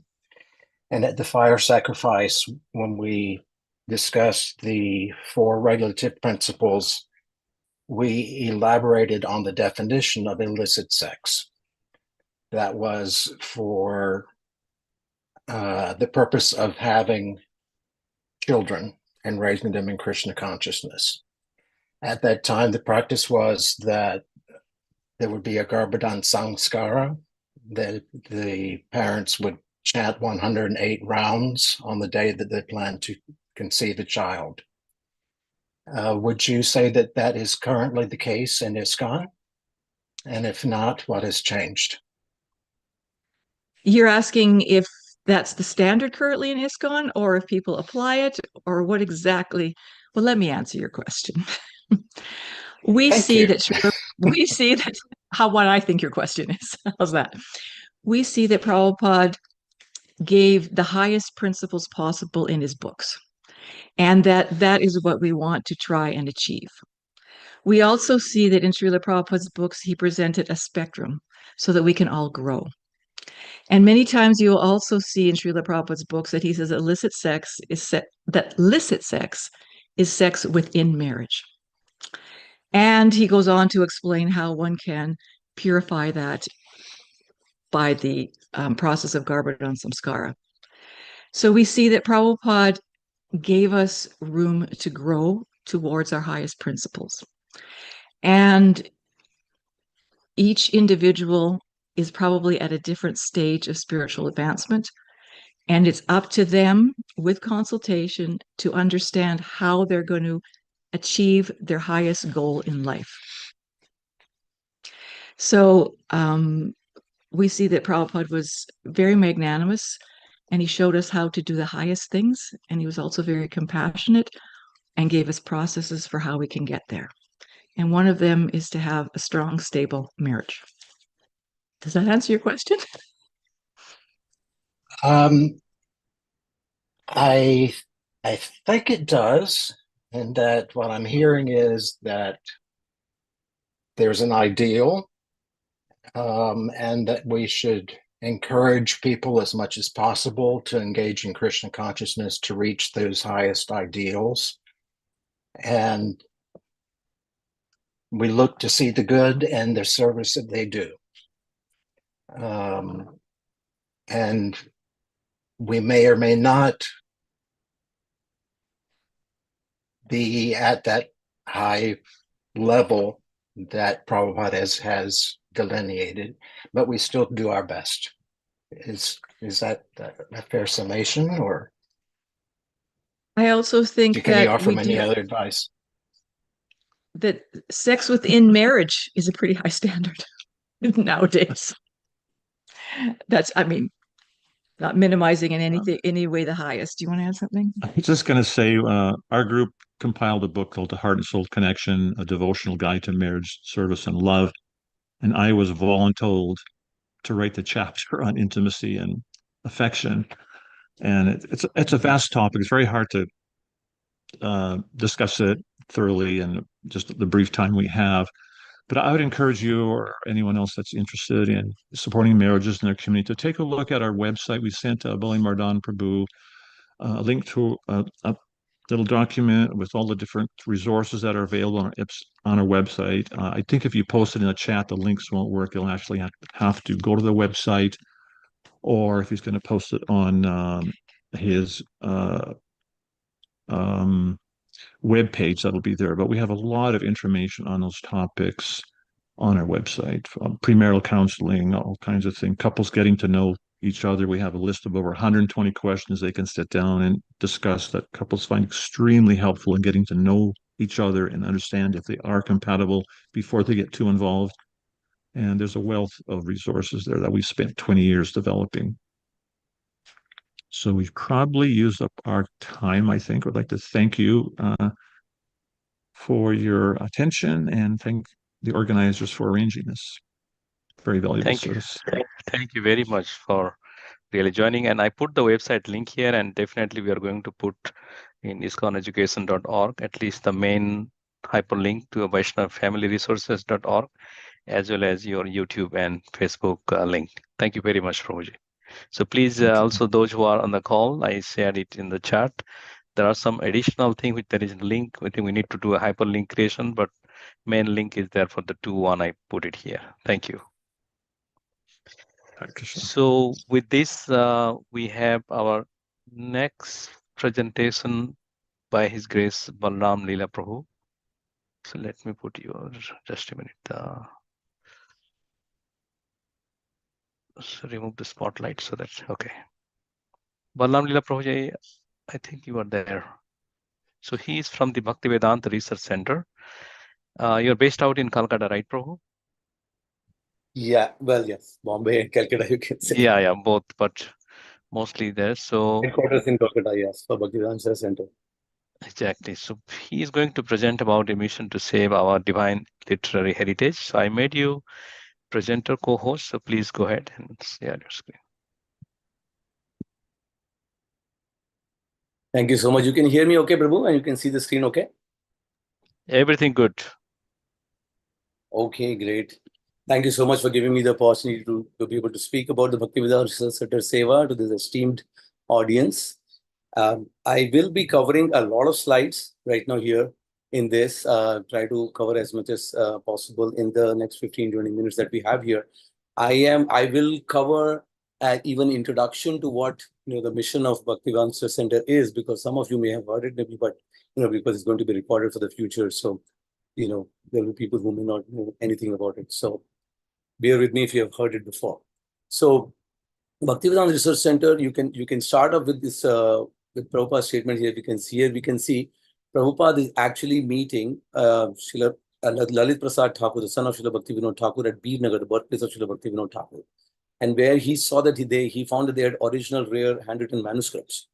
So this is what Prabhupada was saying. The pages are in very decrepit condition. They may be preserved for future generations of Vaishnavas to see the actual handwriting and words of such great saintly people. Treat this matter very seriously and thoroughly and take all precautions to guard them. What is that expense? So this is the idea. Prabhupada wanted that the scriptures need to be saved. So here we see a crying and dying mother, common crying and dying mother for so many children. And that we are saying is Ved Mata, the scriptures, the literature heritage that we have is getting lost. This is not a new thing. So, right, if you go 1,000 years back, the Nalanda University was actually burnt to ashes. It had about 9 million manuscripts, literally 10,000 students, 2,000 teachers, one of the top universities. In fact, 3 years after that, actually, the Cambridge University was formed, and now it is among the top, and Nalanda, hardly exists. They're trying to revive it now, actually.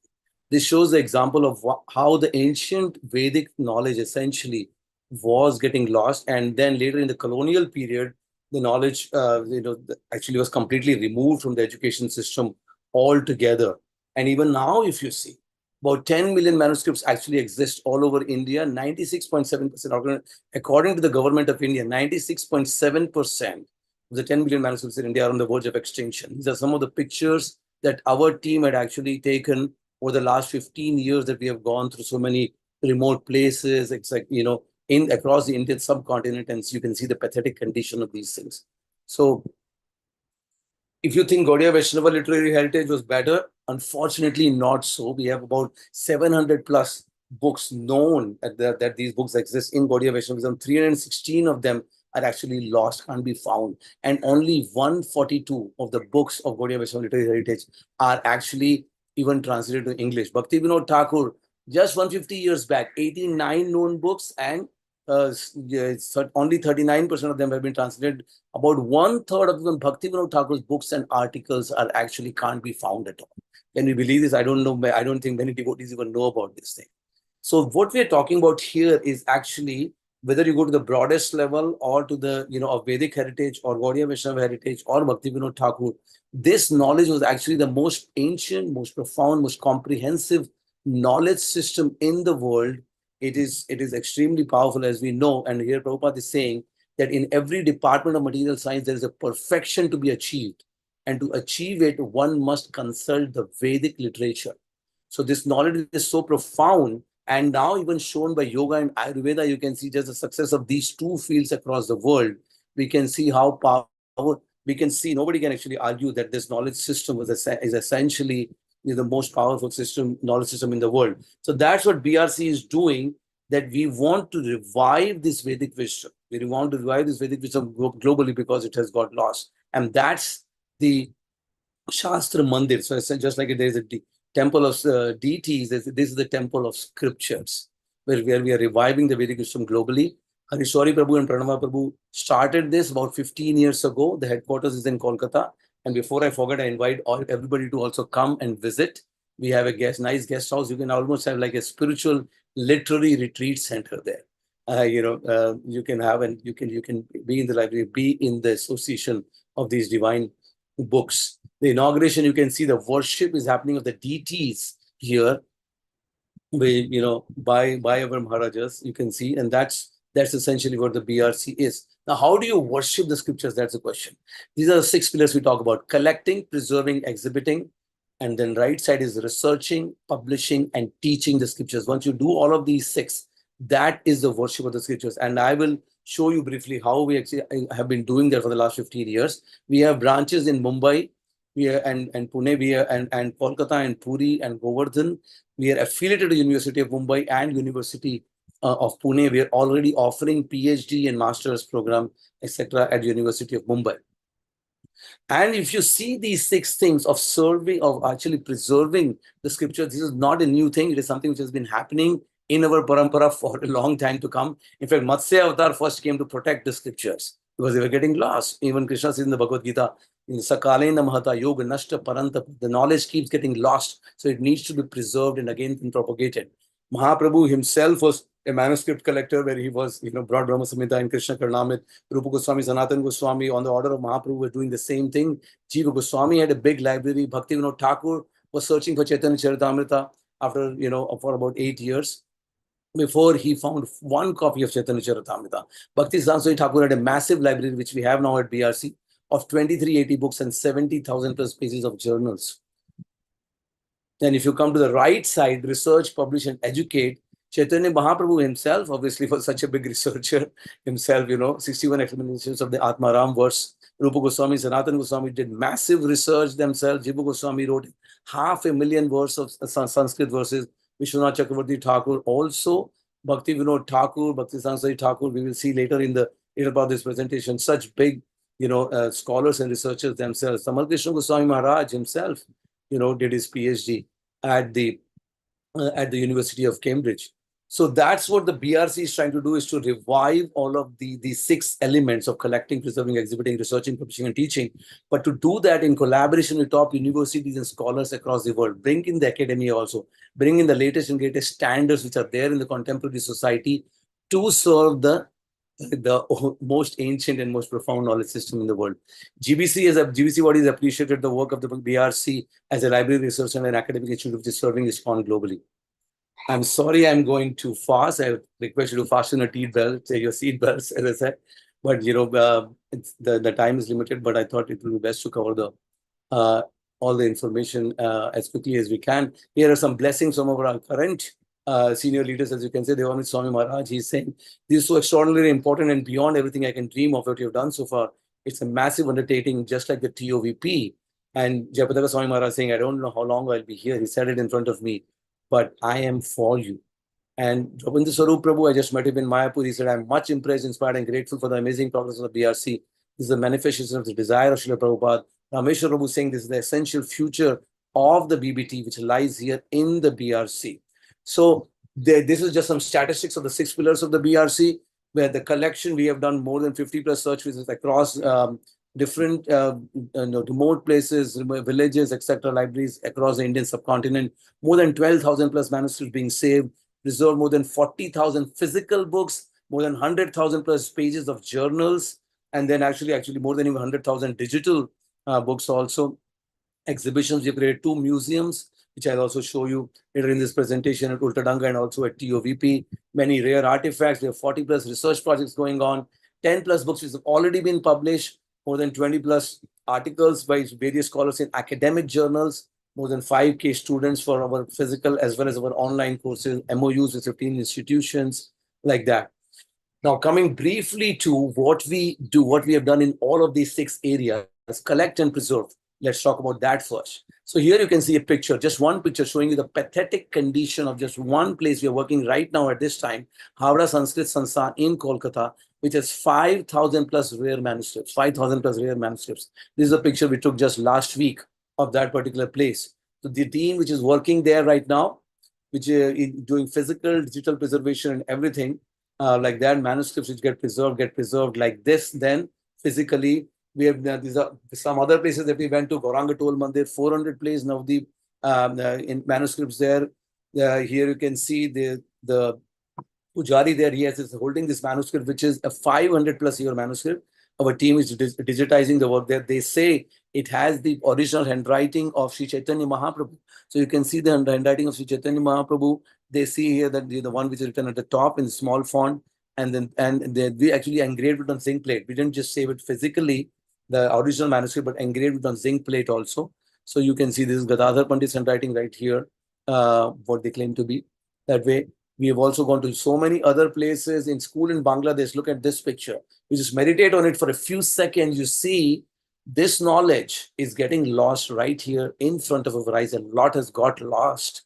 And unless we do something, we don't know what we are losing. They're not going to be born again in a way. What's gone, in a one sense, will be gone. We don't know. It may be the only copy of that in the world today. So we have been preserving many of these things. You'll be very happy to know that we actually have the personal library of Bhaktisiddhanta Saraswati Thakur Prabhupada, which he used to have at that time, 100-plus-year-old library, 2380 books, 70,000 plus pages of journals. Look at this here. This is the letterhead of the Gaudiya Math, which was there from the 1920s. The main temple was Ultadingi Junction Road, but there was also a 10A Ultadingi Junction Road. This building is not with ISKCON, at least till now, but the building exists. We have found that building. It says Gaudiya Math Library and Vaishnava Manjusha Office, which means a research center.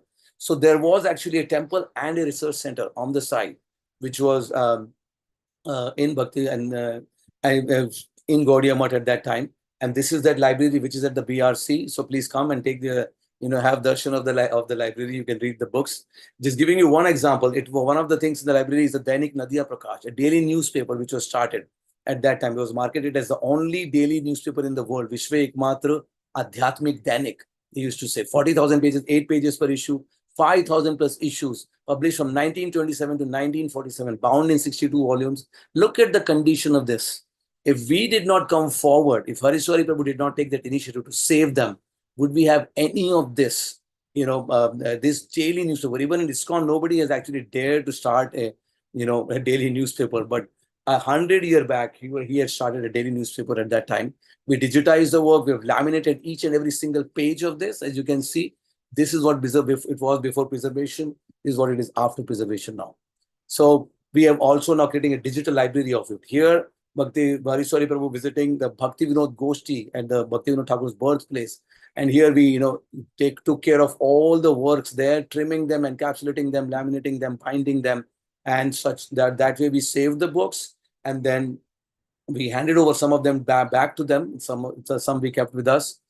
Then this year's a library in Kolkata, 70,000 plus pages of journals, 25,000 plus books. Come and have a darshan of the library here and study here. This is the library in Mumbai, Govardhan Village, Mumbai, where Dr. David Haberman donated his collection of more than 2,000 plus books and more than 4,000 books we have there. Our aim is to create many more such libraries, Gaudiya Vaishnava Sampradaya Library, Nimbarka Sampradaya, various Sampradaya libraries also we want to create. And we are working also with St. Xavier's College, Scottish Church College, etc., to also digitize their libraries. Working with Oxford Center for Hindu Studies, Stockholm University, you name it, so many other knowledge partners in order to do this work. Scottish Church College, Prabhupada's College, we signed an agreement to create to digitize their library. We've also created a section of Prabhupada's books for the first time there right now. We are also working with others. So this is, you can see outreach also, this is innovative outreach, because we are now connecting with other Gaudiya Maths. We are digitizing the library of Bagh Bazar Gaudiya Math. And we are also working with other sampradayas to digitize their library. So you can see this is also, creating a camaraderie and doing an outreach, innovative outreach by doing this. And then we are also working with St. Xavier's College, who Prabhupada talked about quite a bit in Kolkata, to digitize some of their library. And then we are also creating a digital library, Gaudiya Vaishnava Journals Digital Library, in collaboration with Oxford Center for Hindu Studies and Jadavpur University. The work is happening right now. Then coming to the third leg of this, which is exhibitions. So we are actually doing, once you collect and preserve, you also exhibit this knowledge to others. We have created some very beautiful museums. And this one of them is this year to 2024 is the anniversary, 150th anniversary of his Divine Grace Bhaktisiddhanta Swami Thakur Prabhupada. So we have created an exhibit of Bhaktisiddhanta Swami Thakur Prabhupada in the TOVP, and also did it in Rohini, Delhi also recently. So this is the largest exhibit of a Gaudiya Vaishnavacharya which has ever happened in the world on a 2,000 square feet space, as you can see here in the TOVP. It is still there. It's going to be there. You can see when you go to the TOVP, if you haven't seen that till now, then please go and see that. We inaugurated it on the February 29th, which was the birthday, 150th birthday, or you can say of appearance day of Srila Bhaktisiddhanta Swami Thakur Prabhupada. And we also created the museum of Bhakti at 1 Ultadanga Junction Road. The entire museum was created by us.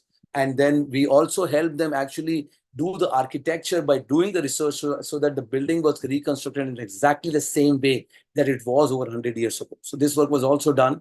And we have also done a lot of temporary exhibits where we go around and take out these rare artifacts that we have, the books that we have, etc., and then showcase it in various temples like we have done in Vrindavan, in Juhu, in Kolkata, in Mumbai, in Govardhaniko village, and various places like that.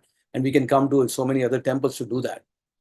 Then coming to the right side, which is research, publish, and teach. Here is Bhaktivinoda Thakur. You can see this is a letter he sent in 1896. Because once you have collected, preserved, and exhibited, the next side is you start studying them, right? And then you educate people on that. So that's the right side. Bhaktivinoda Thakur didn't just send his book, which is the Lord Chaitanya's Life and Precepts, abroad, but he also asked in that letter, this is the letter that we found ourselves. One of the devotees who was working with us, he found this letter. Here it is. Here he also said, please accept the book, but also kindly send a copy of the rules and regulations of obtaining the degrees of your university, signed by K. Dutt with his academic degree, MA. So you can see Bhaktivinoda Thakur wanted to connect with the academia, with the Western academia actually. And Bhaktisiddhanta Swami Thakur started Thakur Bhaktivinoda Research Institute, which was established in 1931. Building still exists in Mayapur, but now it is just a school. You can see the academic degrees listed, or the original documents are with us at the BRC. The academics the academic degrees of these members have been listed here. That means it was a formal academic institute that's connected with the University of Calcutta. He sent his disciple Sambhidananda Das to do a PhD on the history of Gaudiya Vaishnavism to SOAS University of London in his physical presence in 1935. And you can go online to SOAS University of London and still find that thesis. And now Bhaktivedanta Research Center is republishing it, properly educating and going to republish this thesis in 3 volumes. And here's Prabhupada. You can see, just Prabhupada very briefly, he's talking about how we need to do this work. A degree recognized by the state of California, so they can teach in universities all over the whole country. That I want. Do it. Yes. We want to give degrees, at least BA, MA, and PhD, according to the advancement of knowledge. And here you can see Prabhupada also talking about that he would like to affiliate with the Graduate Theological Union, Berkeley. And here he also said we should connect with university. Srila Prabhupada, in Mayapur, you were speaking about you wanted Mayapur to become a college with the University of Calcutta. Why Mayapur? Everywhere. The whole educational system should be changed. We should take Not it over. change, at least this will remain as a departmental knowledge. Yes. So this is what, but not much of that has happened actually. We do informal education, we do structured education, Bhakti Shastri, Bhakti Vaibhav. The formal education, connecting with the accredited universities, etc., is largely missing. Out of 800 centers in ISKCON, hardly 6 of them are actually connected with universities. You can count them on fingers, whether it's Oxford, one in Florida, one in Hungary, one in Radhadesh, and now we have in Mumbai and Pune, etc. That's it. Hardly any more. That's it. So this is not even 0.7%. So this desire of Prabhupada has not really got fulfilled. And we here were talking about not just, by the way, just the study of just the religion, etc., but its application, entrepreneurship, efficiency, ethics, environment, emotions, like Urmila, who was talking about it, career, dharma, etc. So all of these things can be studied based on ancient wisdom, and then also spiritual arts and sciences, etc. And then we are doing all of this work of researching the entire funnel: research, PhD, masters, other courses, small articles, etc. Like there's the entire funnel so that everybody can participate. And it's also for devotees, but it's also for regular people. It's going to be connect with the larger society. As I said, it's innovative outreach also, and also helps us connect with the academia, which is the people who are the people who recognize, they are recognized by the society. If you look at Bhagavad Gita as it is, Prabhupada quoted so many of the religious scholars only, took their, from the universities, took their references in the Bhagavad Gita. And here you can see that just like I talked about before, that first Gaudiya Math also had actually a temple as well as a library and research center on the side. This is what needs to happen. And that Prabhupada also wanted that libraries in TOVP, like he wanted the university also, not just the temple TOVP, which is there in Mayapur. But unfortunately, if you see it in our temples today, how many libraries and how many Govindas, right? It seems there's a big discrepancy there. Not that we don't like Govindas, but we need to catch up on whether, how we need to provide libraries, research centers, etc. And this is what, just covering briefly the research, we are doing a lot of research work in collaboration with academia, 40 plus research projects, so many international scholars and national scholars. This is our academic advisory board, Pranava Prabhu, Garuda Prabhu, Dr. Ravi Gupta, Radhika Raman Prabhu, so many of the other prominent academicians who are devotees who are there, and other favorable people. There are so many research assistants that we have. And now coming to the important part of so many publications that we've already come out with.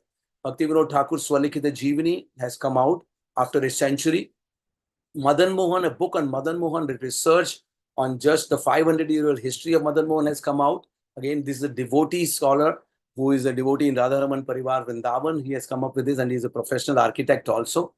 And then we have a spiritual tourist temple town guidebook called Kanchipuram, which describes the complete architecture, history, Vedic Puranic stories, everything about the temple town of Kanchipuram, who Prabhupada had recommended that if you want to learn ancient architecture, you should learn from Kanchipuram. Then Maharaj Manjusha's book of Vallabha Sampradaya, Prakriti Goswami, is a PhD scholar from Illinois University and also from the family lineage of Vallabhacharya. We have facilitated that. Shakuntala Gavde on Bhagavad Purana, she is the head of Department of Sanskrit in Mumbai University. And then Bhakti in Vaishnava traditions is about Bhakti in Vaishnava, various scholars talking about that, including Pranava Prabhu, Radhika Raman Prabhu with their articles, etc. in this book. And Saraswati Jayashree by Bhanuswami Maharaj is a biography of Bhakti Saraswati Thakur written by his disciples in his physical presence and ratified by him. And this has been first time now translated and properly edited and getting published by the BRC. And then we are doing some very interesting reprints also. There are books by Radhika Raman Prabhu and Krishna Sheth Swami Maharaj. They were never available at affordable prices, even though they've been around for 20 years. And now we have come up with a South Asia official edition of them. Their PhD thesis from the University of Oxford have first time now have come up at less than 1/10 of their original prices that you can see, and they are now becoming available. Anybody can purchase it in South Asia, and obviously they can take it to US also from here, like that. And these are various books, also Chaitanya Charitamrita, Krishnadas Kaviraj, which had come from Harvard Oriental series also, and various upcoming publications. You'll be very happy to know that there is known as Tamal Krishna Goswami Maharaj PhD thesis. Also, we are coming up with a South Asia affordable edition of this. Very shortly should be coming out. We now have the official rights for doing so. Krishna Sheth Swami Maharaj MA thesis on DD service was never published till now. His PhD thesis got published, but never published. We are making that available. Gauranga Prabhu has completed his master's, by the way, at the Bhaktivedanta Research Center in affiliation with Mumbai University. And now his book is getting published. And then Ishwar Krishna Prabhu, Dr. Ithema Theodore, professor in Israel. His book we are translating into Hindi on the Bhagavad Gita. This is Dr. Sumanta Rudra, who is our dean at the Bhaktivedanta Research Center. His book is also coming out. Other books on Radharaman and Temples of Vrindavan and Bhakti Rasamrita Sindhu by Dr. David Heberman from Illinois University, who is also a devotee. We are then, and Krishna says one book also. Many other books I'm short of time, but this is a biography of Lord Chaitanya, which is first of all, which was written in 16th century, never translated. We are getting to get that translated. And this book I already talked about. These are some other books. And if I keep talking about them, well, I'm already running out of time, but there are so many other projects that we are working on in order to more than 40 plus projects in order to translate them or make them available, and again, all of them working through academic scholars. We're also helping other academic scholars just not just doing master's and PhD programs in Mumbai University, but helping Harvard scholars. This is a devotee, rather blinder man doing Jiva Goswami Harinamrita Vyakaran PhD, or Simon Haas Sundar Gopal Prabhu from University of Oxford doing a PhD in Bhaktivinoda Thakur. We are helping all of these people in doing their work. And then we've also done this one sweet thing. We started Memorial Award in the name of Srila Prabhupada, that is college, Scottish Church College. Annual award we were given to the best student and best teacher. We are working also to get an award in Sanskrit College of Bhakti Sansoi Thakur, where he studied. And we've already instituted an award on Bhaktivinoda Thakur's name in his college, Presidency University. So how can BRC serve the temples? It can be their knowledge partner, can academic enabler for them if they want to connect with the universities. And then we can be their archives. So any kind of knowledge you want these rare artifacts, we can create. We can do this, we can do actually this exhibit of Bhakti Sansoi Thakur can be done in your temple, even if in a smaller way, much smaller way than the TOVP. We can also share with you rare artifacts, etc. that can be other rare artifacts that can be there in ISKCON temples. No ISKCON temples are showcasing the rare artifacts right now, right? We have the original Gaur Aarti like that. You could showcase that in your temple. Isn't that a good idea? Right now, only Prabhupada's Murti is the only common thing that we have in ISKCON temples. We can have these ignatures of our Acharyas, so many other things which are there, like Navdeep Dhamma, so many original writings of our Acharyas we can showcase in our temples. We can help you doing that. If you know of books and manuscripts that you would like, we can help you set up your library. So you show you guidance on how you can best have some library space also. We help you connect with the universities. And if you have manuscripts and rare books, etc., or anybody else has it, please let us know so that we can save them for posterity. And if you know of devotees who are interested in academic degrees, who already have academic degrees, want to pursue such kind of work, then please let us know about that also. So thank you so much. Hare Krishna. Now you can take off your seatbelts. Thank you so much. Hare Krishna. Thank you very much, Balram Prabhuji, for wonderful. Please share those links or the contents in the chat or to send it to me. We'll definitely pass it on to the devotees who have registered for this program. Okay. I think based on the time, we don't have much because we are a little bit delayed. I don't want to keep holding. We have last two presentations from our ministry. So could you please share your screen, Prabhuji? Sorry, we have to move on. Parampadam Prabhu is our last presenter. Then after that, I will spend maybe 5 minutes to go through some of the final states from the ministry. So Parampadam Prabhu, can you take 10 minutes to present Latin America? 5 minutes or 10 minutes? 10 minutes. Okay. Yeah, you can go 5-10 minutes. Yeah. Okay. Thank you. Hare Krishna, Krishna Krishna, Hare Hare, Hare Rama, Rama Rama, Hare Hare. And Hare Krishna, everyone. Thank you for being here today. My name is Parampadana. I am honored to share with you the various educational and devotional programs we have been organizing to promote the study of Krishna consciousness in Latin America. Okay, I'm going to share screen. Oh, it's here. Okay, I'm here.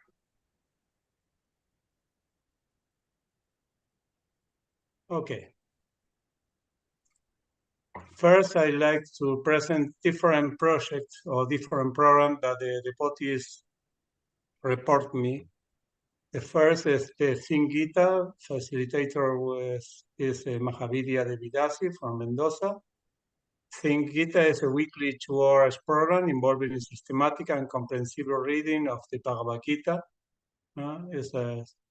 Each chapter concluded with a review session following the Sing Gita preaching program initiated by Keshava Swami from Bhaktivedanta Manor. This is one project. There are 30 or 35 students in this program. Other program is a daily online reading of Prabhupada books. There are many groups in Latin America who read in online books like this organized Activating Conscience team led by Gandini, Devidasi, and others, which facilitator is Bhaktin Cherry. who read Krishna book and many other books. Other programs is about online course ISKCON Disciple, organized ISKCON Argentina Educational Department, which facilitator are Premarupa Das and Devadava Das, with many instructors, many teachers, and many students also. Other projects, other program is Introduction to Bhakti Yoga, face-to-face, by Brajabhakti Devidasi.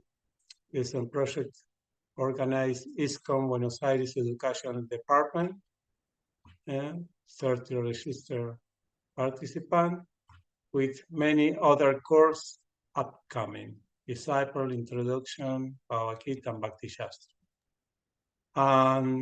Is your slide moving, Prabhuji? Are you moving your slide, or I think you're in the one slide I can see.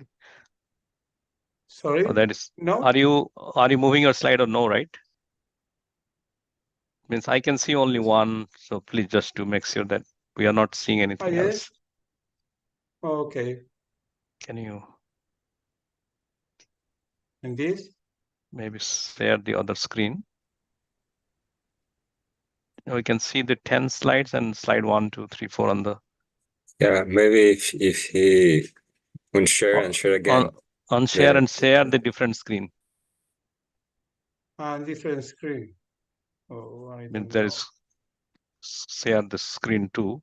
Yeah, you can go ahead now. Yeah. Okay. Now it's okay. Yeah. Yeah. Yeah, we are now seeing the presentators view with your notes. Okay, okay. Not presentation. Okay. One moment. Okay.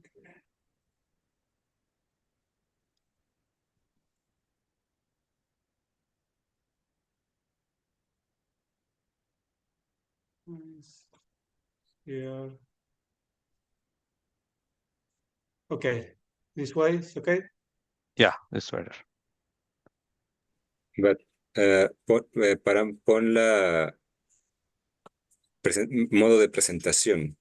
Presentation mode, yeah. Yes, but if I, yes, right there, I right there. him... Yeah. Right there. Okay, I don't know. It's strange. Okay. No, presentation, no. It's not working. No work. No working. You can do like this. This is fine. Yeah. Yes. Okay. Sorry. Yes, this is a very good project from Mexico, the ILAF, the Latin American Institute of Art and Vedic Study. It's led by Aravinda Das. And there are many Shastri courses there. So the Latin American Institute of Art and Vedic Study was established in 2005 in Mexico City and as an extension of the VBT to support education for devotees instruing Srila Prabhupada books.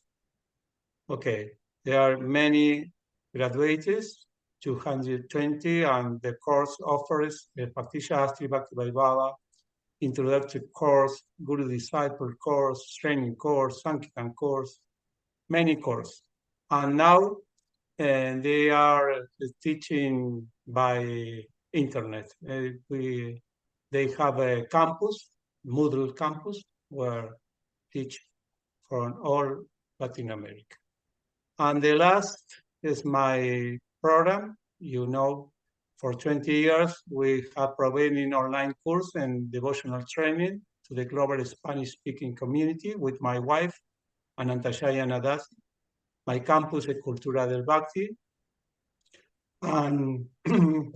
And there we teach many courses in 3 major areas of learning.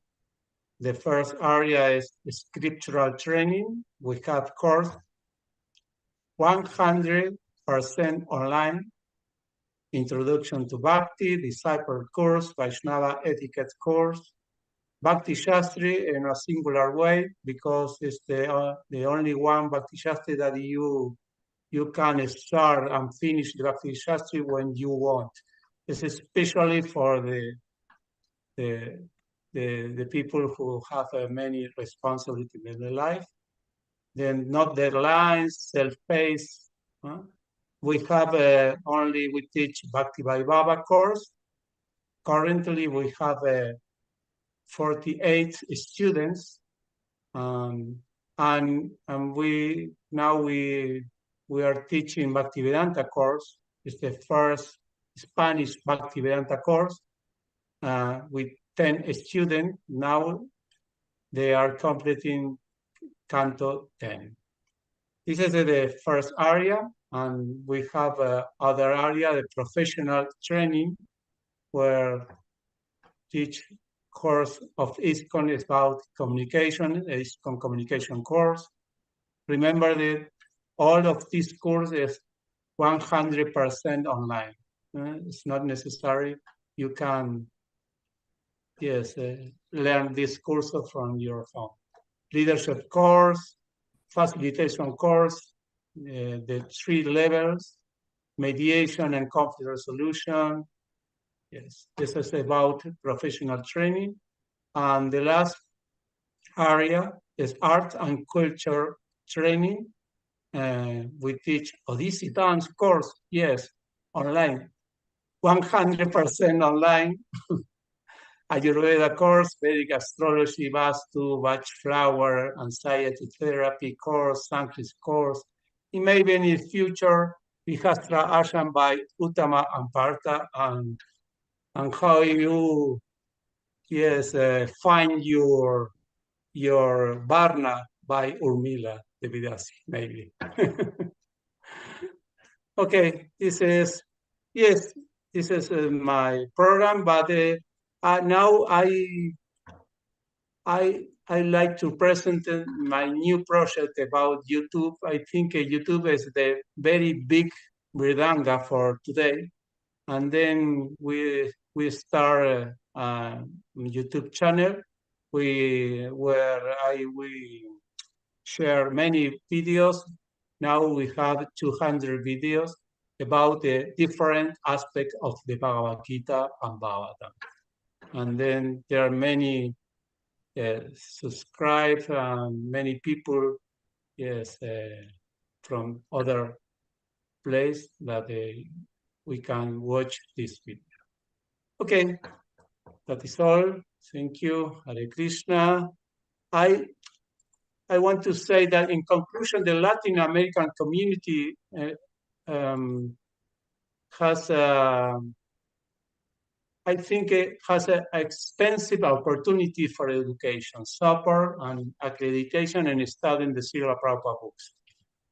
These programs transcend borders, ensuring that any devotee, regardless of location, of time, availability, can find a suitable course to meet their needs. Thank you for your attention and participation. Okay, Hare Krishna. Hare Krishna. Thank you very much, Prabhuji. So we will spend 5 more minutes. Please stay tuned, and then we will end. So I hope that would be okay for all of you. Let me quickly share, and in the meantime, yes, let me know when you can see my screen. This should come. Okay. So just to update, right now, Ministry of Education has given everything, almost certification, Bhakti Sastri, Bhakti Bhava, everything is digitalized. It is, you can search for your own certificates, but only thing you need to know the dates they did and their legal name or whichever name they have been certified. So in the ISKCONeducation.org, you can get it. All our applications are also through the portal. It's a digitalized. TTC courses also, earlier it was inside, but there has been a lot of TTC courses around the globe. TTC 1, TTC 2, TTC 3 is there. So I encourage everyone who would like to be a teacher and educator from any community. Just imagine when I took over the charge from North America, we have 4 or 5 centers are likely surviving for giving Sastric education. Just imagine. So right now we have more than 25 plus, but my goal is to have, right now, if you see 3,143 counties in America in 50 states. And whenever Chaitanya Mahaprabhu says Prithivite Ache Jata Nagarati Grama means at least county. Every county we should have a presence. Will represent the certified teachers. So 330 million people, which is a little more now. And as per Vedic Shastri, that you can have 1% Brahminical qualities people needed. So which is 3,300 teachers can survive being the 3,143 counties. We can really preach the cult of devotions. So only thing, somehow or other, Kalevale Kosale, Manakrishna Nivarisita. So similarly, Kalevale Kosale, somehow or other, engage and recruit teachers. I recruit teachers a lot, convert them, those who are teaching something, Bhagavad Gita and all, I bring them, encourage them. So if anybody in your community is also interested, so we have TDC 1 and 2 from my Chatusparty. It is also given. Bhakti Sastri is digitalized, the certificate sample. And there are many other programs of certificate which is given by Bhaktivedanta Academy for Culture and Education. So you can obtain those certificates. So this is one of my program which I promoted, likely how the Bhakti Vaibhav is given and people get benefit out of it.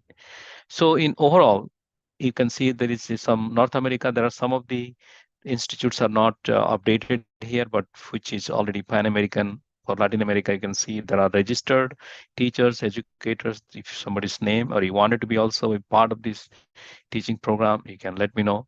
And yeah, everyone should get the spiritual educations. And you can contact me for this details. You have my number, and I have last 1 second. I will just launch the poll. It has 3 questions, so probably it will take 1 or 2 minutes, and hopefully you all will be able to answer in the meantime. So I will give just 3 questions, so it should not take more than a minute, and I hope everybody can. So you will be able to see in your screen in Zoom probably the poll, and you will be able to answer it. So it has the overall ratings, and then are you able to see the poll? Anyone who in your Zoom session? Yes. Okay. But I'm not able to answer it. Figure out how to answer it though. Oh, you're not able to answer it? Yeah, it shows up only. I'm not able to answer. There's no way to enter anything. Okay, so let me. And I don't know, overall rating of the symposium, I can choose 4, 6, 8, or 10. Yeah. I see. And I can't figure out how to rate any, it doesn't. Oh, it doesn't, maybe there is something wrong in the. Click on it, nothing happened. Oh, for everybody, nobody can do anything? No, I'm actually able to mouse and click and add. Oh, yeah. Now it's, I see other people are doing it. Anyway, I can't seem to get it to work. Okay, I saw a few people are send doing without it. problem. Yeah, that's weird. Even I can do. So you are not able to. No worry, you can offline also send me a note. You have my email.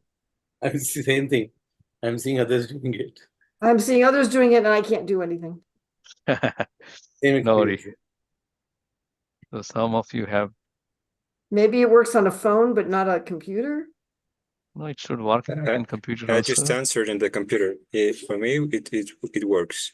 How did you get it? How did you do something? No, just click on the answers, typing, and sending.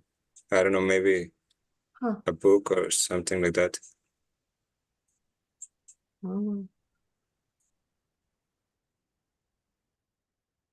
Okay, so I think 5 people already answer. Maybe I'll wait for another 30 seconds. Okay, so I will. Either anybody has difficulty, or shall I? Okay, 6. I will wait maybe another 15 seconds. All right, so I will end the poll now in 7, 8. When it becomes 10, I will end. So in the meantime, also I would like to thank you everyone. Thank you especially the speaker for joining. If any materials or any of your institutes, which is partly education, you want to promote, we can definitely onboard in our ISKCONeducation.org. There are some procedures I can help you offline. Or if you wanted to also contribute by being an educator or your temple or any community, please let me know. We are there to help you grow, and we grow together. So once again, Srila Prabhupada ki jai, Hare Krishna Mahamantra ki jai, ISKCON Education Ministry ki jai, and all the educators, everyone, all glories to all of you. Did you send it? Thank you. Hare Krishna. Thank you very Krishna. much. Thank you. Hare Krishna. So we will meet again in our next one, hopefully in Mayapur in March. Guru Purnima in person. Thank you very much. Hare Krishna. Vancha kalpatarubhyasya kripa sindhubhyevacha patitanam pavinebhyo vaishnavibhyo namo namo. Srila Prabhupada ki. Jai. Srila Prabhupada ki. Jai. Namaveta Bhakta Vrinda ki. Jai. Gaur Premanande. Hari Hari Bo. Haribo.